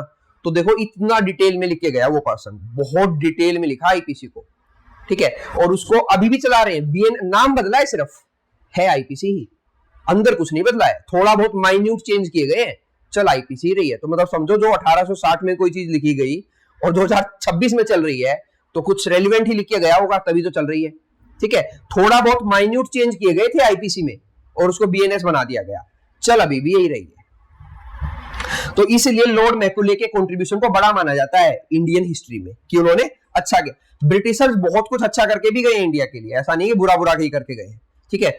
इंडिया ही बना के गए, यही एक मेन बात है उनकी, उनके जाने के बाद ही इंडिया बना है। इंडिया बना 1947 में, उससे पहले तो इंडिया था ही नहीं, उससे पहले तो ब्रिटिश इंडिया था और प्रिंसली स्टेट थे। इंडिया नाम की चीज थोड़ी थी, इंडिया तो बना ही 1947 में है ना, ठीक है। तो इंडिया बनाने में भी ब्रिटिशर्स का रोल था। अब ये लॉ कमीशन बनाया गया, उसको हेड कर रहा था, सब कुछ देखना, इसके साथ पूरी टीम थी जो इंडिया में लॉज को कोडिफाई कर रही थी। पुराने लॉज क्या हैं, उनको कैसे कोडिफाई किया, कोडिफाई करने का मतलब लिखना, कैसे लिखा जाएगा, तो ये उस चीज को सुपरवाइज करता था, उस कमेटी का हेड था। लॉ कमीशन जो बनाया गया 1834 में, उसका हेड था ये। मतलब ये लोग ये बस कर सकता था कि इसके लिए क्या लोग, हाँ, ये सब कुछ ये डिसाइड करते थे। एग्जीक्यूटिव काउंसिल का काम था उस चीज को यस और नो करना, कि हाँ ये ठीक है कि नहीं है, और अगर नो करे तो हट जाएगा, ठीक है। क्योंकि executive council, main executive council का काम होता था उस चीज को इंप्लीमेंट करना। एग्जीक्यूटिव का काम होता है, आज भी एग्जीक्यूटिव का काम यही है, लॉज को इंप्लीमेंट करना, कि लॉज इंप्लीमेंट कैसे होंगे सोसाइटी में। अगर कोई मान नहीं रहा है तो उसको पकड़ना, तो ये काम होता है एग्जीक्यूटिव का। हाँ, कास्टिंग वोट अभी भी है इसके पास। Then attempt to reform civil services, 1833 में जो नया चीज की गई वो सिविल सर्विसेज में रिफॉर्म की बात की गई। इंडियन सिविल सर्विसेज आईसीएस बनाया लॉर्ड कॉर्नवालिस ने।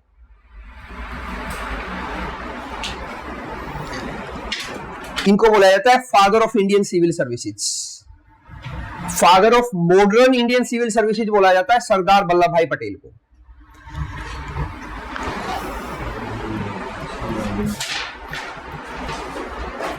कॉन्वेनेटेड और अनकॉन्वेनेटेड,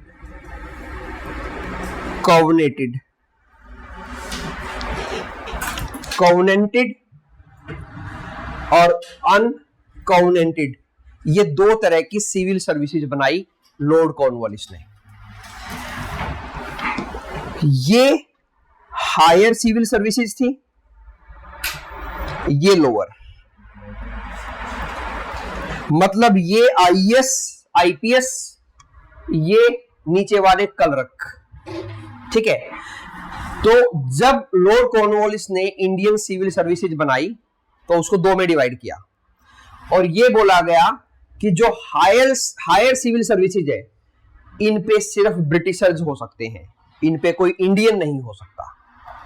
ठीक है, कोई इंडियन इस पोस्ट पे नहीं हो पाएगा। अगर इंडियन को होना है तो वो इस पोस्ट पे होंगे। इस चीज को रिफॉर्म करने का अटेम्प्ट किया गया। ये attempt at civil service reform का मतलब ये था कि इंडियंस के लिए कोवेनेंटेड सिविल सर्विसेज को ओपन करना, कि जो सिविल सर्विस के ऊपर बैन लगा रखा है कि हायर सिविल सर्विसेज में इंडियन नहीं जा सकते, उस चीज को हटाने की कोशिश की।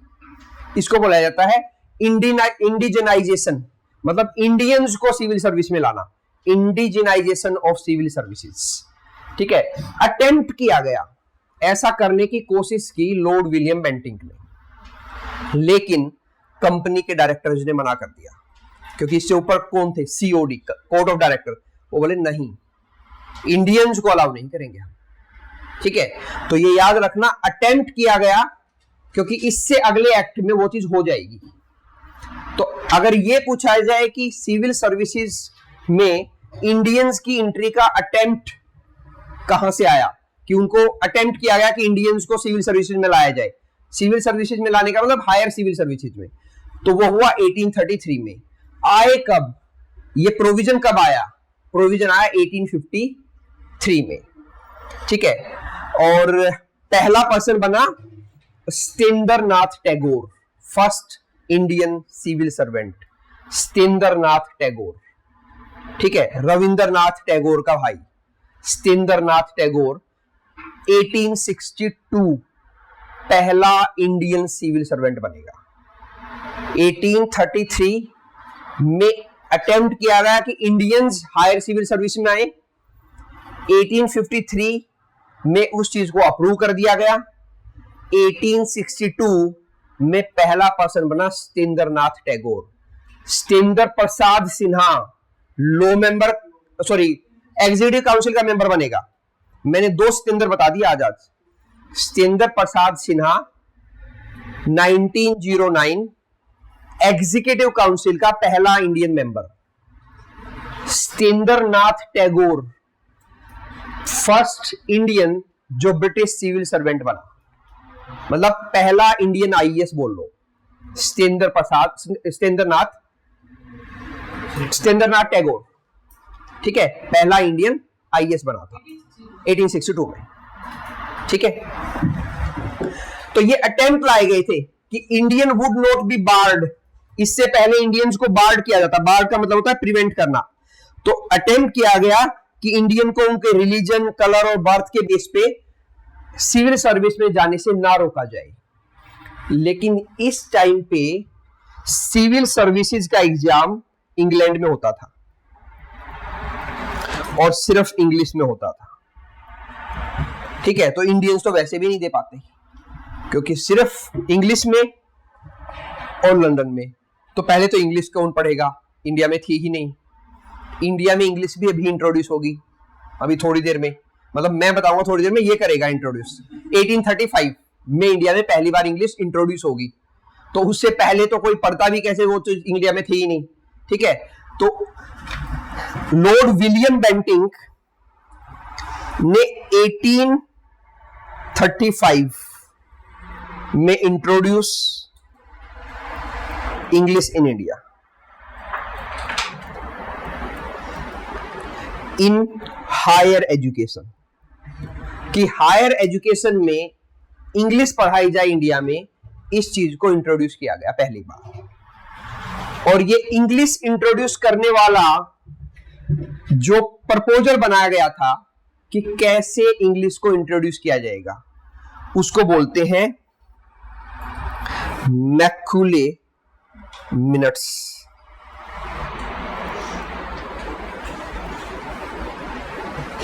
Macaulay minutes is the proposal जो that introduce English in India in higher education. लेकिन नाम तो गवर्नर जनरल का ही चलेगा। ठीक है, गवर्नर जनरल ऑफ इंडिया थे उस वक्त लॉर्ड विलियम बेंटिंक। तो ये पूछा गया है who introduce English in India, the answer is Lord William Bentinck. अगर वो नहीं है तो लॉर्ड मैकुले। ठीक है, तो ये जो इंग्लिश इंट्रोड्यूस किया गया, एक तो ये हायर एजुकेशन में इंट्रोड्यूस किया गया, दूसरा ये वाला इरेज कर दो, समझ में आ गया, covenanted and non uncovenanted civil service, father of modern civil services. जब ये बात आई ना कि इंडिया इंडिपेंडेंट हो गया और सिविल सर्विसेज नाम का एक चीज होता है, तो उसको कंटिन्यू रखे कि ना रखे, ये डिसीजन लेना था। तो होम मिनिस्ट्री के अंडर में आती है ये चीजें। तो होम मिनिस्टर बने थे सरदार वल्लभ भाई पटेल, तो ही सेज कि हम रखेंगे, ये अच्छा सिस्टम है जो ब्रिटिशर्स बना के गए, बस हम इंडियंस को इसमें ले आएंगे। सिस्टम सारे ही ब्रिटिशर्स वाले हैं हमारे, बस मैंने बताया था रिप्लेस कर दिया है ब्रिटिशर्स को इंडियन से। ठीक है, सिस्टम खराब नहीं थे उनके, बस वो बैठने वाले पर्सन खराब थे ऊपर। तो इंडिया में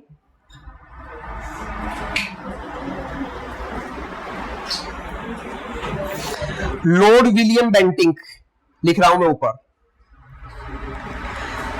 इंग्लिश इंट्रोड्यूस किया,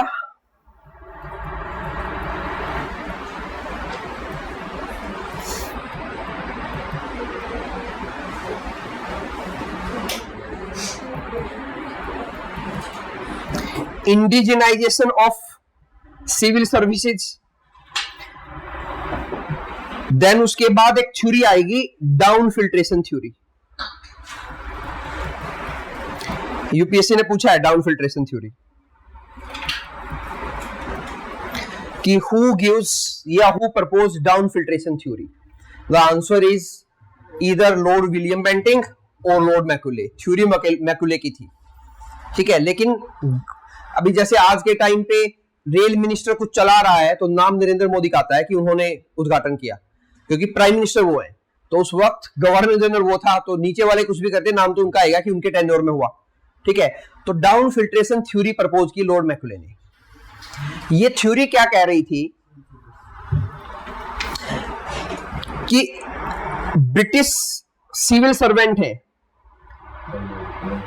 गवर्नर जनरल ऑफ इंडिया, उसके नीचे आते हैं ब्रिटिश सिविल सर्वेंट, और उनके नीचे आते हैं इंडियन सिविल सर्वेंट, और फिर नीचे है Indian population. Governor general of India, British civil servant, Indian civil servant, मतलब जो कलरक पे काम करे नीचे, और उसके नीचे इंडियन पॉपुलेशन। तो इन्होंने बोला, मतलब लॉर्ड मैकुले ने प्रपोज किया कि ये लोग इंग्लिश सिखाएं इनको, और ये इंग्लिश सिखाएंगे अपने से नीचे वालों को, कि एडमिनिस्ट्रेशन में भी इंग्लिश लेके आए, ताकि एडमिनिस्ट्रेशन करना आसान हो। क्योंकि अब ये क्या बोल रहे हैं, ठीक है, वो कई बार समझ ही नहीं आता इनको। ये इंग्लिश जानते हैं, ये वर्नाकुलर जानते हैं, हिंदी नहीं जानते। ये क्या जानते हैं? वर्नाकुलर। वर्नाकुलर मतलब लोकल लैंग्वेज। तो कई बार दिक्कत ये आती थी, ये क्या बोलना चाह रहे हैं, इनको समझ ही नहीं आ रहा है। तो नीचे से जो प्रॉब्लम आ रही है एडमिनिस्ट्रेशन में, ऊपर वालों को समझ ही नहीं आ रही कि प्रॉब्लम क्या है। इनमें से कोई इक्का दुक्का होता था जिसको इंग्लिश आती थी, ठीक है, तो उससे ट्रांसलेट करवाते, वो गलत ठीक जैसे भी ट्रांसलेट करता, उसी पे विश्वास करना पड़ता कि ये ठीक ही बोल रहा होगा, क्योंकि इनको इंग्लिश नहीं आती और इनको वर्नाकुलर नहीं आती और नीचे वालों को इंग्लिश नहीं आती। तो बात की गई कि एडमिनिस्ट्रेशन को ज्यादा स्मूथ बनाने के लिए नीचे तक इंग्लिश पहुंचाओ, ताकि एडमिनिस्ट्रेशन करना आसान हो। इंग्लिश इंट्रोड्यूस क्यों की गई थी? एडमिनिस्ट्रेशन करना आसान हो, ठीक है। लेकिन उल्टा पड़ गया ब्रिटिशर्स के लिए। ये वो टाइम था जब इंडिया में नेशनलिज्म स्टार्ट होगा, rise of Indian nationalism. Nationalism होता है फीलिंग ऑफ वननेस। आप सभी में एक फीलिंग ऑफ वननेस है कि मैं जो बोल रहा हूं आप लोग सब समझ रहे हो, क्योंकि हमारी लैंग्वेज कॉमन है। जब लैंग्वेज कॉमन हो जाएगी ना, तो लोगों को समझ में आएगा कि एक्चुअल में ब्रिटिशर्स कर क्या रहे हैं। अभी तक तो बंगाल के लोगों को लग रहा है कि हमारे साथ ही गलत हो रहा है जो हो रहा है। उनको ये थोड़ी पता है कि बॉम्बे में भी ऐसा ही हो रहा है, मद्रास में भी ऐसा हो रहा है। अगर वो कभी मिल भी रहे हैं एक दूसरे से कहीं, तो एक दूसरे की लैंग्वेज नहीं समझ रहे हैं, तो उनको पता ही नहीं लग पा रहा है कि हो क्या रहा है इंडिया में। तो ब्रिटिशर्स एक लंबे टाइम तक रूल भी इसलिए कर पाए क्योंकि लोकल लैंग्वेज इतनी थी इंडिया में, 10,000 से ज्यादा डायलेक्ट है, वो आपस में नहीं समझते एक दूसरे को कि क्या बोल रहे हैं। तो मद्रास वाला कभी बंगाल वाले से मिल भी जाए तो वो एक दूसरे से ये बात नहीं समझा नहीं सकते थे कि भी हमारे ऊपर ब्रिटिशर्स रूल कर रहे हैं, वो ऐसा कर रहे हैं, क्योंकि दोनों की लैंग्वेज अलग थी। तो इंग्लिश ने क्या किया, लैंग्वेज कॉमन कर दी। लोगों को समझ में आने लग गया कि भाई ये ब्रिटिशर्स बंगाल में भी यही काम कर रहे हैं, बॉम्बे में भी यही कर रहे हैं और मद्रास में भी यही कर रहे हैं। ऊपर से रही खई कसर लॉर्ड डलहौजी पूरी कर देगा, वो इंडिया को कनेक्ट कर देगा रेलवे लाइन बिछा के। अभी तक तो आने में भी टाइम लगता है ना, मद्रास से बॉम्बे, बंगाल बॉम्बे, वो रेलवे लाइन बिछाएगा। वो टेलीग्राफ स्टार्ट करेगा, टेलीग्राफ मोबाइल का अर्लियर वर्जन। लोग एक दूसरे से कनेक्ट होने लग जाएंगे। तो इंडिया में 18 ये 19th सेंचुरी है जिसकी हम बात करें, 19th सेंचुरी को बोला जाता है rise of nationalism in India, कि जब लोग फ्रीडम स्ट्रगल के लिए एक दूसरे से एक मिलेंगे, एकजुट होंगे। यही रीजन है कि इंडियन नेशनल कांग्रेस 1885 में बनेगा जाके, पहली ऑल इंडिया पॉलिटिकल बॉडी बनेगी जो पूरी इंडिया को रिप्रेजेंट करेगी, क्योंकि वहां तक इंग्लिश अच्छी खासी पेनिट्रेट हो चुकी थी।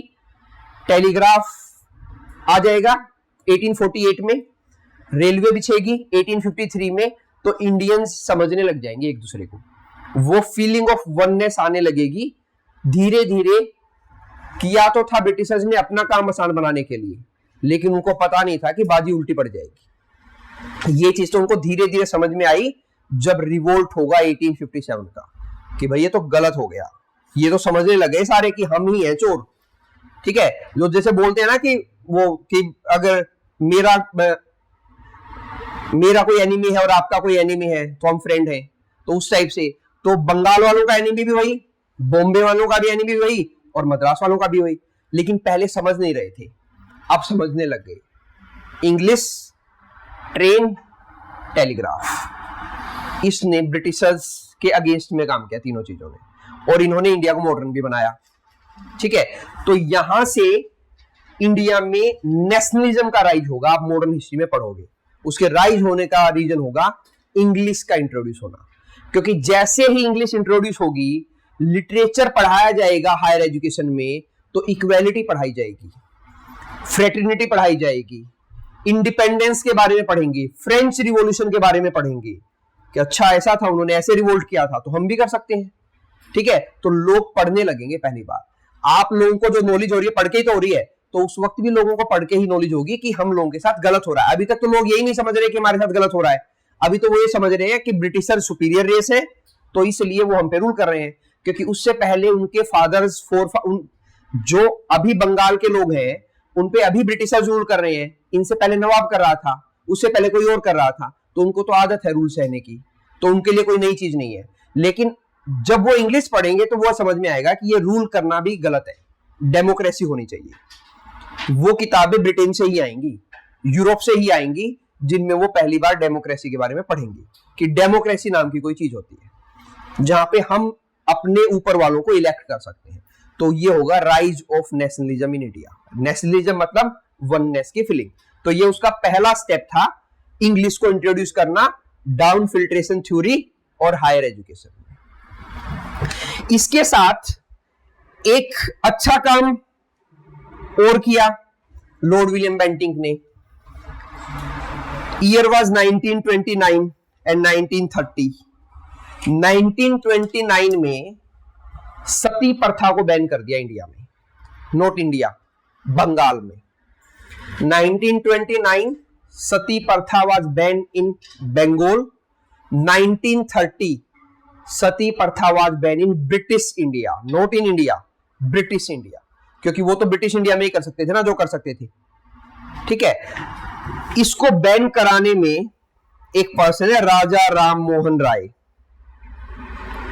इसका मेन रोल था, राजा राम मोहन राय। इसके कहने पे सती प्रथा को बैन किया गया। He was a very intellectual person, पढ़ा लिखा पर्सन था, ठीक है। फादर ऑफ इंडियन रेनेसा बोला जाता है उसको,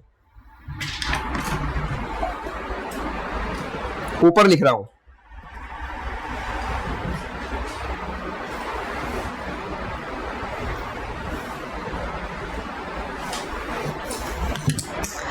फादर ऑफ इंडियन रेनेसा पूछा गया, who is known as the father of Indian renaissance, is Raja Ram Mohan Rai.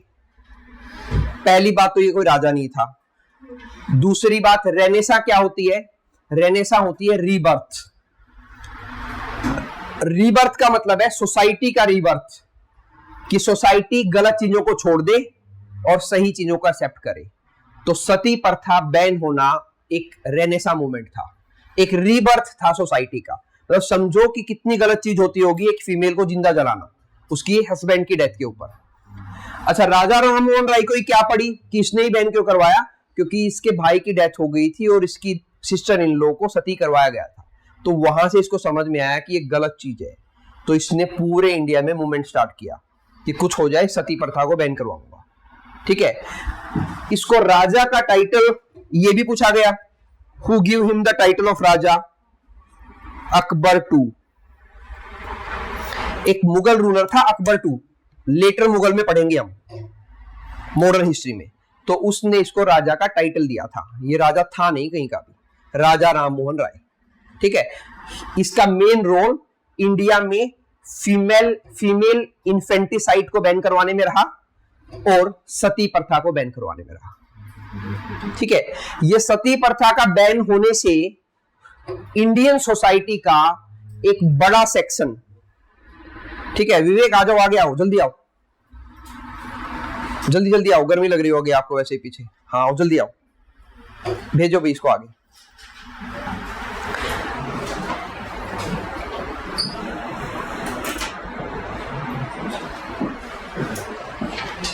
Break में इसलिए नहीं देता, मेरा फ्लो टूट जाता है फिर बताने का, समझाने का। ठीक है, ज्यादा दिक्कत तो मुझे होती है, मैं बोलता भी हूँ और मेरे ऊपर कुछ चला, फैन एक बार ही रोटेट करा, आप लोगों का कंटिन्यूस तो चल रहा है। ठीक है, सोच आपको बोल रहा हूँ, आप सोच रहे हो ब्रेक क्यों नहीं दे रहे हैं सर गर्मी में। ठीक है, सीधे बैठो। क्या बता रहा था मैं? अच्छा, लेटर मुगल में हम पढ़ेंगे अकबर टू ने इनको राजा बोला था कि भी राजा हो आप। उसका भी एक रीजन था क्योंकि उसको अपनी पेंशन बढ़वानी थी ब्रिटिशर से, इसलिए उसने राजा का टाइटल लिया था। वो हम बाद में पढ़ेंगे वो स्टोरी मॉडर्न हिस्ट्री में कि क्यों उनको राजा का टाइटल दिया। तो इन्होंने 1929 बंगाल रेगुलेशन एक्ट सती प्रथा को बैन किया बंगाल में, और 1930 इंडिया में। अच्छा, मैं ये बता रहा था कि इससे क्या हुआ, इंडियन सोसाइटी का एक बड़ा सेक्शन इस अंग्रेजों के अगेंस्ट में हो गया कि भाई अच्छा, अब आप हमारे सोशल जो रिवाज है, रीति रिवाज है, उनमें इंटरफेयर करोगे। और ये चीज देखने को मिलेगी 1857 में, जब लड़ाई होगी तो बहुत बड़ा सोसाइटी का पार्ट इसलिए लड़ेगा अंग्रेजों के खिलाफ में क्योंकि वो उनके सोशल अफेयर में टांग अड़ा रहे हैं। वो फीमेल इन्फेंटिसाइड को बैन कर रहे हैं, वो सती प्रथा को बैन कर रहे हैं, विडो रीमैरिज करवा रहे हैं। ये सब चीजें ब्रिटिशर्स ने करवाई। 1929 में बैन है, वो तो 1857। अच्छा सॉरी 18 होगा ये, 19 नहीं, दोनों 18 होंगे। 1829 और 1830 है ये, और कई बार स्लिप हो जाता है, पता नहीं लगता कि 1829 18। आप लोग वैसे ही सोच लो कब बात कर रहे हैं हम, 1833 की बात कर रहे हैं। ठीक है, तो 1829 और 1830 है ये, 19 नहीं है। ठीक है, तो सती प्रथा बैन करवाई, फिर फीमेल इन्फेंटिसाइड बैन होगा, फिर विडो रीमैरिज को अलाउ किया जाएगा। तो इसकी वजह से बहुत बड़ा सोसाइटी का सेक्शन ब्रिटिशर्स के अगेंस्ट में हो जाएगा। ठीक है, सो ये हो गए मेन इवेंट जो चार्टर एक्ट 1833 से आए। देन इसी में इन्हीं चीजों को डिटेल में लिखा गया थोड़ा सा, तो आप लोग पढ़ लेना। इसमें मैंने डिटेल में पढ़ा दिया आप लोगों को जितना डिटेल में पढ़ाना था। ये एग्जीक्यूटिव काउंसिल खुद चुनती थी या ब्रिटिश पार्लियामेंट चुन के? नहीं, ये basis the court of director कि कौन बनेगा। जो भी एग्जीक्यूटिव काउंसिल के मेंबर थे, जो भी गवर्नर जनरल होता था, जो भी ब्रिटिश में थे हायर पोजीशन पे, अब तक उनको सब बोर्ड ऑफ डायरेक्टर चुन रहे थे। सिर्फ लॉ बना रही थी ब्रिटिश पार्लियामेंट, चुन सब वही रहे थे। देन आया act of 1853, last charter act, और आज का हमारा लास्ट टॉपिक भी। क्या किया? पहली चीज सेपरेशन ऑफ पावर। कौन सी पावर? एग्जीक्यूटिव और लेजिस्लेटिव पावर का सेपरेशन किया। Governor general of India 3 executive council के मेंबर, एक लो मेंबर, इसके साथ प्लस में 6 मेंबर और ऐड किए गए। ये 6 मेंबर थे chief justice of supreme court of Bengal, एक जज of supreme court of Bengal जिसको भी चाहेगा गवर्नर जनरल ऑफ इंडिया, एक मेंबर बंगाल से, एक मेंबर बॉम्बे से, एक मेंबर मद्रास से, और एक नया प्रोविंस बना दिया था, चौथा 4th प्रोविंस बनाया ब्रिटिशर्स ने, north west frontier, north west province. इन 3 के बाद जब मुगल रूल एंड हुआ तो नॉर्थ वेस्ट इंडिया में, नॉर्थ वेस्ट इंडिया में एक नया प्रोविंस बनाया ब्रिटिशर्स ने। The year was 1836, north west province, और नॉर्थ वेस्ट प्रोविंस का एडमिनिस्ट्रेशन चलता था आगरा से। ठीक है, जो ये नॉर्थ वेस्ट प्रोविंस है इसका एडमिनिस्ट्रेशन आगरा से चलता था। तो ये नए मेंबर ऐड किए गए 6, इन मेंबर्स को ऐड किया गया लॉ बनाने के लिए। ठीक है, तो जब इंडियन लेजिस्लेटिव काउंसिल जो थी उसमें 6 मेंबर और ऐड किए गए, ये 6 मेंबर थे। जब ये लॉ बनाते थे तो 6 ये और 5 ये 11 बैठते थे लॉ बनाने के लिए। ऐसा नहीं है कि ये 6 मेंबर लॉ बनाने के लिए अलग से यूज किए गए थे, नहीं, जब ये लॉ बनाते थे तो 11 के 11 बैठते थे। जब इंप्लीमेंट करना होता था तो सिर्फ 5 बैठते थे। जैसे आज के टाइम पे है, जब लॉ बनाना है तो सारे एमपी बैठेंगे और उन एमपी में प्राइम मिनिस्टर भी बैठेगा, एजुकेशन मिनिस्टर भी बैठेगा, हेल्थ मिनिस्टर भी बैठेगा। लेकिन जब इंप्लीमेंट करना होगा तो सिर्फ प्राइम मिनिस्टर और उसकी काउंसिल ऑफ मिनिस्टर करेगी। तो ऐसा सिस्टम ये पहली बार यहां पे लाया गया था 1853 में। ठीक है, कोमल को समझ में आ रहा है या बस हो चुका पूरा आज का? आ रहा है, ठीक है।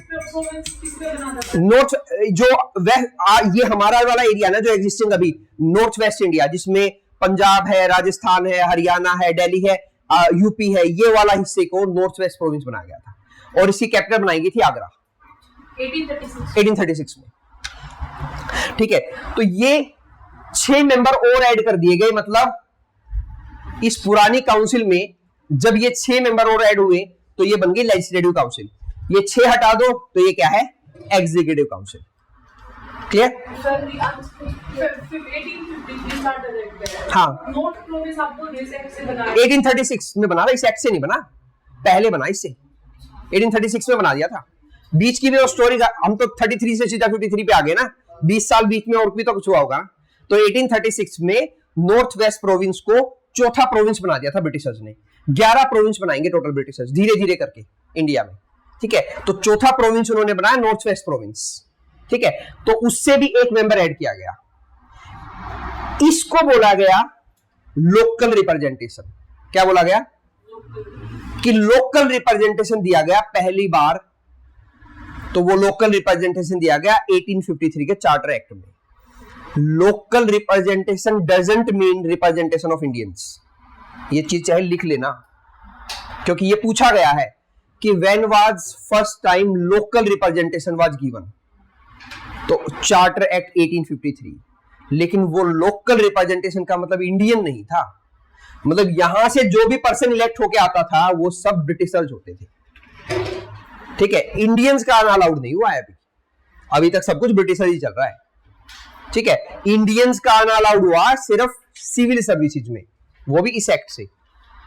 तो अभी सिविल सर्विसेज तो मैंने बताया था ना कि गवर्नर जनरल ऑफ इंडिया, उसकी काउंसिल, उसके नीचे होते थे ब्रिटिश सिविल सर्वेंट। तो ब्रिटिश की जगह पे वो इंडियन सिविल सर्वेंट हो जाएंगे अभी। तो वो यहां तक ही पहुंचेंगे अभी इंडियन, अभी ऊपर आना बाकी है उनका, तो धीरे धीरे ऊपर आएंगे। ठीक है, तो इस एक्ट में यहां इंडियन नहीं आए, यहां आएंगे, और यहां एग्जीक्यूटिव काउंसिल के साथ, ये काउंसिल लिखा है सी का मतलब, यहां काउंसिल 2 हो गई, एग्जीक्यूटिव काउंसिल और लेजिस्लेटिव काउंसिल। अब गवर्नर जनरल के पास दो काउंसिल थी, मतलब गवर्नर जनरल जब एग्जीक्यूट करता था तो उसके पास उससे अलग 4 मेंबर और होते थे, और जब वो लॉ बनाता था तो उसके साथ उससे अलग 10 मेंबर और होते थे। तो 11 मेंबर मिलके लॉ बनाते थे और 5 मेंबर मिलके उन लॉ को इंडिया में इंप्लीमेंट करते थे। क्लियर? लोकल रिप्रेजेंटेशन मैंने बता दिया, 6 मेंबर जो थे उनमें से 4 ऐसे थे जो लोकल प्रोविंस गवर्नमेंट से अपॉइंट किए गए थे, मद्रास गवर्नमेंट से, बॉम्बे से, बंगाल से और आगरा से। ठीक है, सेंट्रलाइजेशन हुआ था पिछले एक्ट में 1833 में, अब डिसेंट्रलाइजेशन होने लग गया। कैसे? वापस से लोकल मेंबर्स को इंट्रोड्यूस कर लिया गया लॉ बनाने के लिए। पिछले एक्ट में इनकी लॉ मेकिंग पावर ली थी, वापस से रीइंस्टेट कर दी गई। ठीक है, तो डिसेंट्रलाइजेशन स्टार्ट हुआ 1773, पीक पे पहुंचा 1833, फिर धीरे धीरे डिसेंट्रलाइजेशन स्टार्ट होगा। अब डिसेंट्रलाइजेशन होता जाएगा, अब धीरे धीरे इंडियन भी ऐड होंगे आगे जाके। ठीक है, so then open civil services. Open civil services का मतलब है कि अब इंडियंस को हायर सिविल सर्विसेज में जाना अलाउड हो गया था। तो ये मेन प्रोविजन किए गए थे चार्टर एक्ट 1833 में। Separation of power. Separation of power का मतलब लेजिस्लेटिव और एग्जीक्यूटिव काउंसिल, एग्जीक्यूटिव फंक्शन अलग अलग किया गया गवर्नर जनरल का। उसके लिए उसको अलग से लेजिस्लेटिव काउंसिल की एक टीम दी गई, 6 मेंबर की। टीम 6 मेंबर की नई दी गई, 5 पुराने भी यूज होते थे लॉ बनाने में। इस डिफरेंस को याद रखना। लेजिस्लेटिव काउंसिल में कितने मेंबर थे? 11। नए मेंबर कितने ऐड हुए? 6 ये थे, पूछे नहीं गए हैं कभी, नहीं याद रहेंगे तो चलेगा। ठीक है, लेकिन लोकल रिप्रेजेंटेशन दिया गया पहली बार, इसलिए मैंने ये बताया। लोकल रिप्रेजेंटेशन का मतलब यहां पे जो ब्रिटिशर्स रूल कर रहे थे, यहां, ठीक है, उनमें से एक एक पर्सन को लिया गया। जो एडमिनिस्ट्रेशन में काम करने वाले ब्रिटिशर्स थे उनमें से एक एक पर्सन को लिया गया। ठीक है, तो ये लेजिस्लेटिव काउंसिल बनाई गई इंडिया को कि इसको मिनी पार्लियामेंट बोला गया। तो क्वेश्चन पूछा गया, when was the mini parliament constituted for the first time? Charter act 1853 में पहली बार मिनी पार्लियामेंट बनाई गई। ठीक है, जिसको बोला गया इंडियन लेजिस्लेटिव काउंसिल। ये इंडियन लेजिस्लेटिव काउंसिल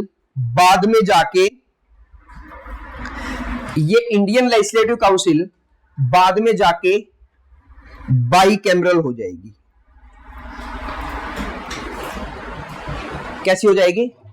बाईकैमरल मतलब इसमें 2 हाउस बना दिए जाएंगे, जो आज के हमारी पार्लियामेंट में है, लोकसभा और राज्यसभा। ठीक है, ऐसा होगा 1919 में, 1919 में। तो कुछ चीजें मैं साथ साथ बताता चलता हूं कि आगे जाके होंगी, जब वो होंगी तो समझ में आएगा कि अच्छा ऐसा हुआ। पहले स्टोरी समझो, पहले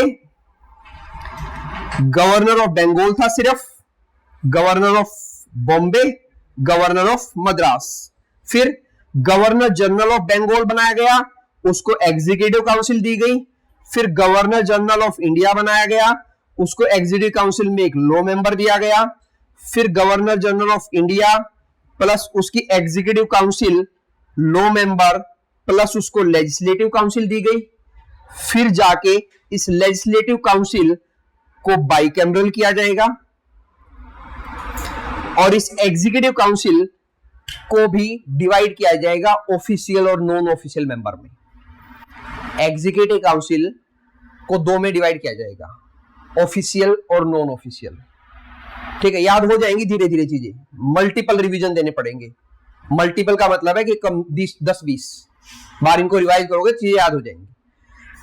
एग्जीक्यूटिव काउंसिल में इंडियंस को जब लाया जाएगा ना, तो उनको नॉन ऑफिशियल मेंबर लाया जाएगा। तो इसके लिए एग्जीक्यूटिव काउंसिल को डिवाइड किया जाएगा ऑफिशियल और नॉन ऑफिशियल में। ऑफिशियल मतलब जो जरूरी है, लेकिन इंडियंस को इंट्रोड्यूस करना है, तो इसलिए अलग से नॉन ऑफिशियल मेंबर बनाए जाएंगे और इंडियंस को इंट्रोड्यूस किया जाएगा। आगे चल के होगा ये। इंडियन काउंसिल एक्ट पढ़ेंगे हम 1861, ठीक है, 1861,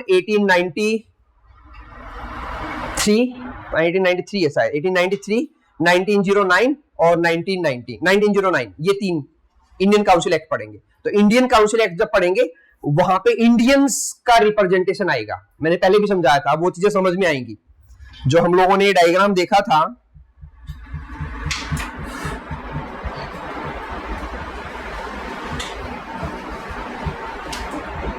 ये तो मैंने बताया था, यहां पे इंडियंस का रिप्रेजेंटेशन आएगा, इंडियन काउंसिल एक्ट। अभी तक इंडियन का रिप्रेजेंटेशन नहीं आया है, ठीक है। तो अभी आगे इंडियन का रिप्रेजेंटेशन आएगा।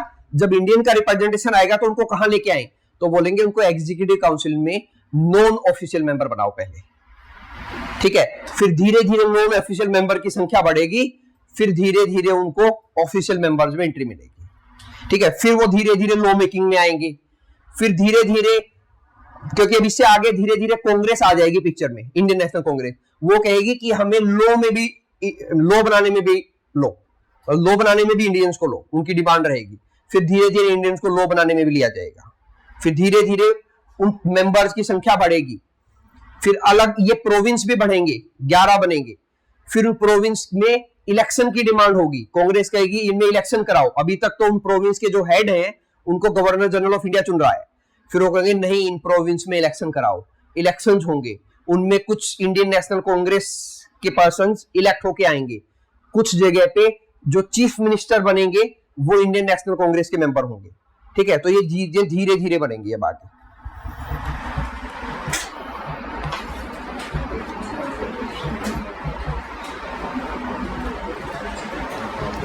ठीक है, लोकल रिप्रेजेंटेशन हो गया।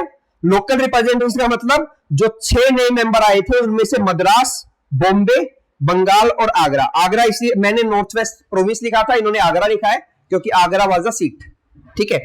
देन ओपन सिविल सर्विसेज हो गई थी। ओपन सिविल सर्विसेज जो हुई उसके लिए ये चीज जरूर लिखना, मैकुले कमेटी बनाई गई 1854 की। मैकुले कमेटी 1854, इसने क्या किया, जो लोकल रिप्रेजेंटेशन हुआ उस लोकल रिप्रेजेंटेशन, सॉरी, जो इंडिजनाइजेशन ऑफ सिविल सर्विस हुआ वो होगा कैसे, तो उसके लिए क्या टेस्ट को इंडिया में कंडक्ट कराया जाएगा, क्या टेस्ट में इंग्लिश से अलग भी कुछ आएगा, इस चीज के लिए कमेटी बनाई गई। उसको बोला जाता है Macaulay committee, the committee on Indian civil services 1854। तो इसको ये टास्क दिया गया कि आप बताओ, हमने ये तो हाँ भर ली कि इंडियंस को लेंगे कैसे, टेस्ट इंग्लिश में बनाएं, वर्नाकुलर में बनाएं, टेस्ट को इंग्लैंड में लें, इंडिया में लें, दोनों जगह लें, कैसे करेंगे, तो उसके लिए कमेटी बनाई गई, ठीक है। देन अच्छा, एक unspecified extension of company rule. इसके बाद इस चार्टर एक्ट में ऐसा कुछ स्पेसिफाई नहीं किया गया कि कंपनी का रूल आगे रहेगा कि नहीं रहेगा। तो मतलब यहां से अंदाजा लगाया गया था कि हो सकता है अब कंपनी रूल एंड हो जाए। कंपनी के रूल के बारे में इस चार्टर एक्ट में कुछ भी नहीं लिखा गया कि क्या होगा कंपनी का, और कंपनी रूल करेगी कि नहीं करेगी, ठीक है। देन कोर्ट ऑफ डायरेक्टर का नंबर घटाया था, इंपॉर्टेंट नहीं है। उसके बाद पढ़ेंगे government of India act 1858 next class में, ठीक है। तो यहां तक चार्टर एक्ट खत्म हो गए, लगभग ब्रिटिश ईस्ट इंडिया कंपनी भी खत्म हो गई, क्योंकि ये एक्ट पढ़ने से पहले मैं 1857 का रिवोल्ट बताऊंगा, तो उस वहां पे कंपनी रूल एंड हो जाएगा। डन।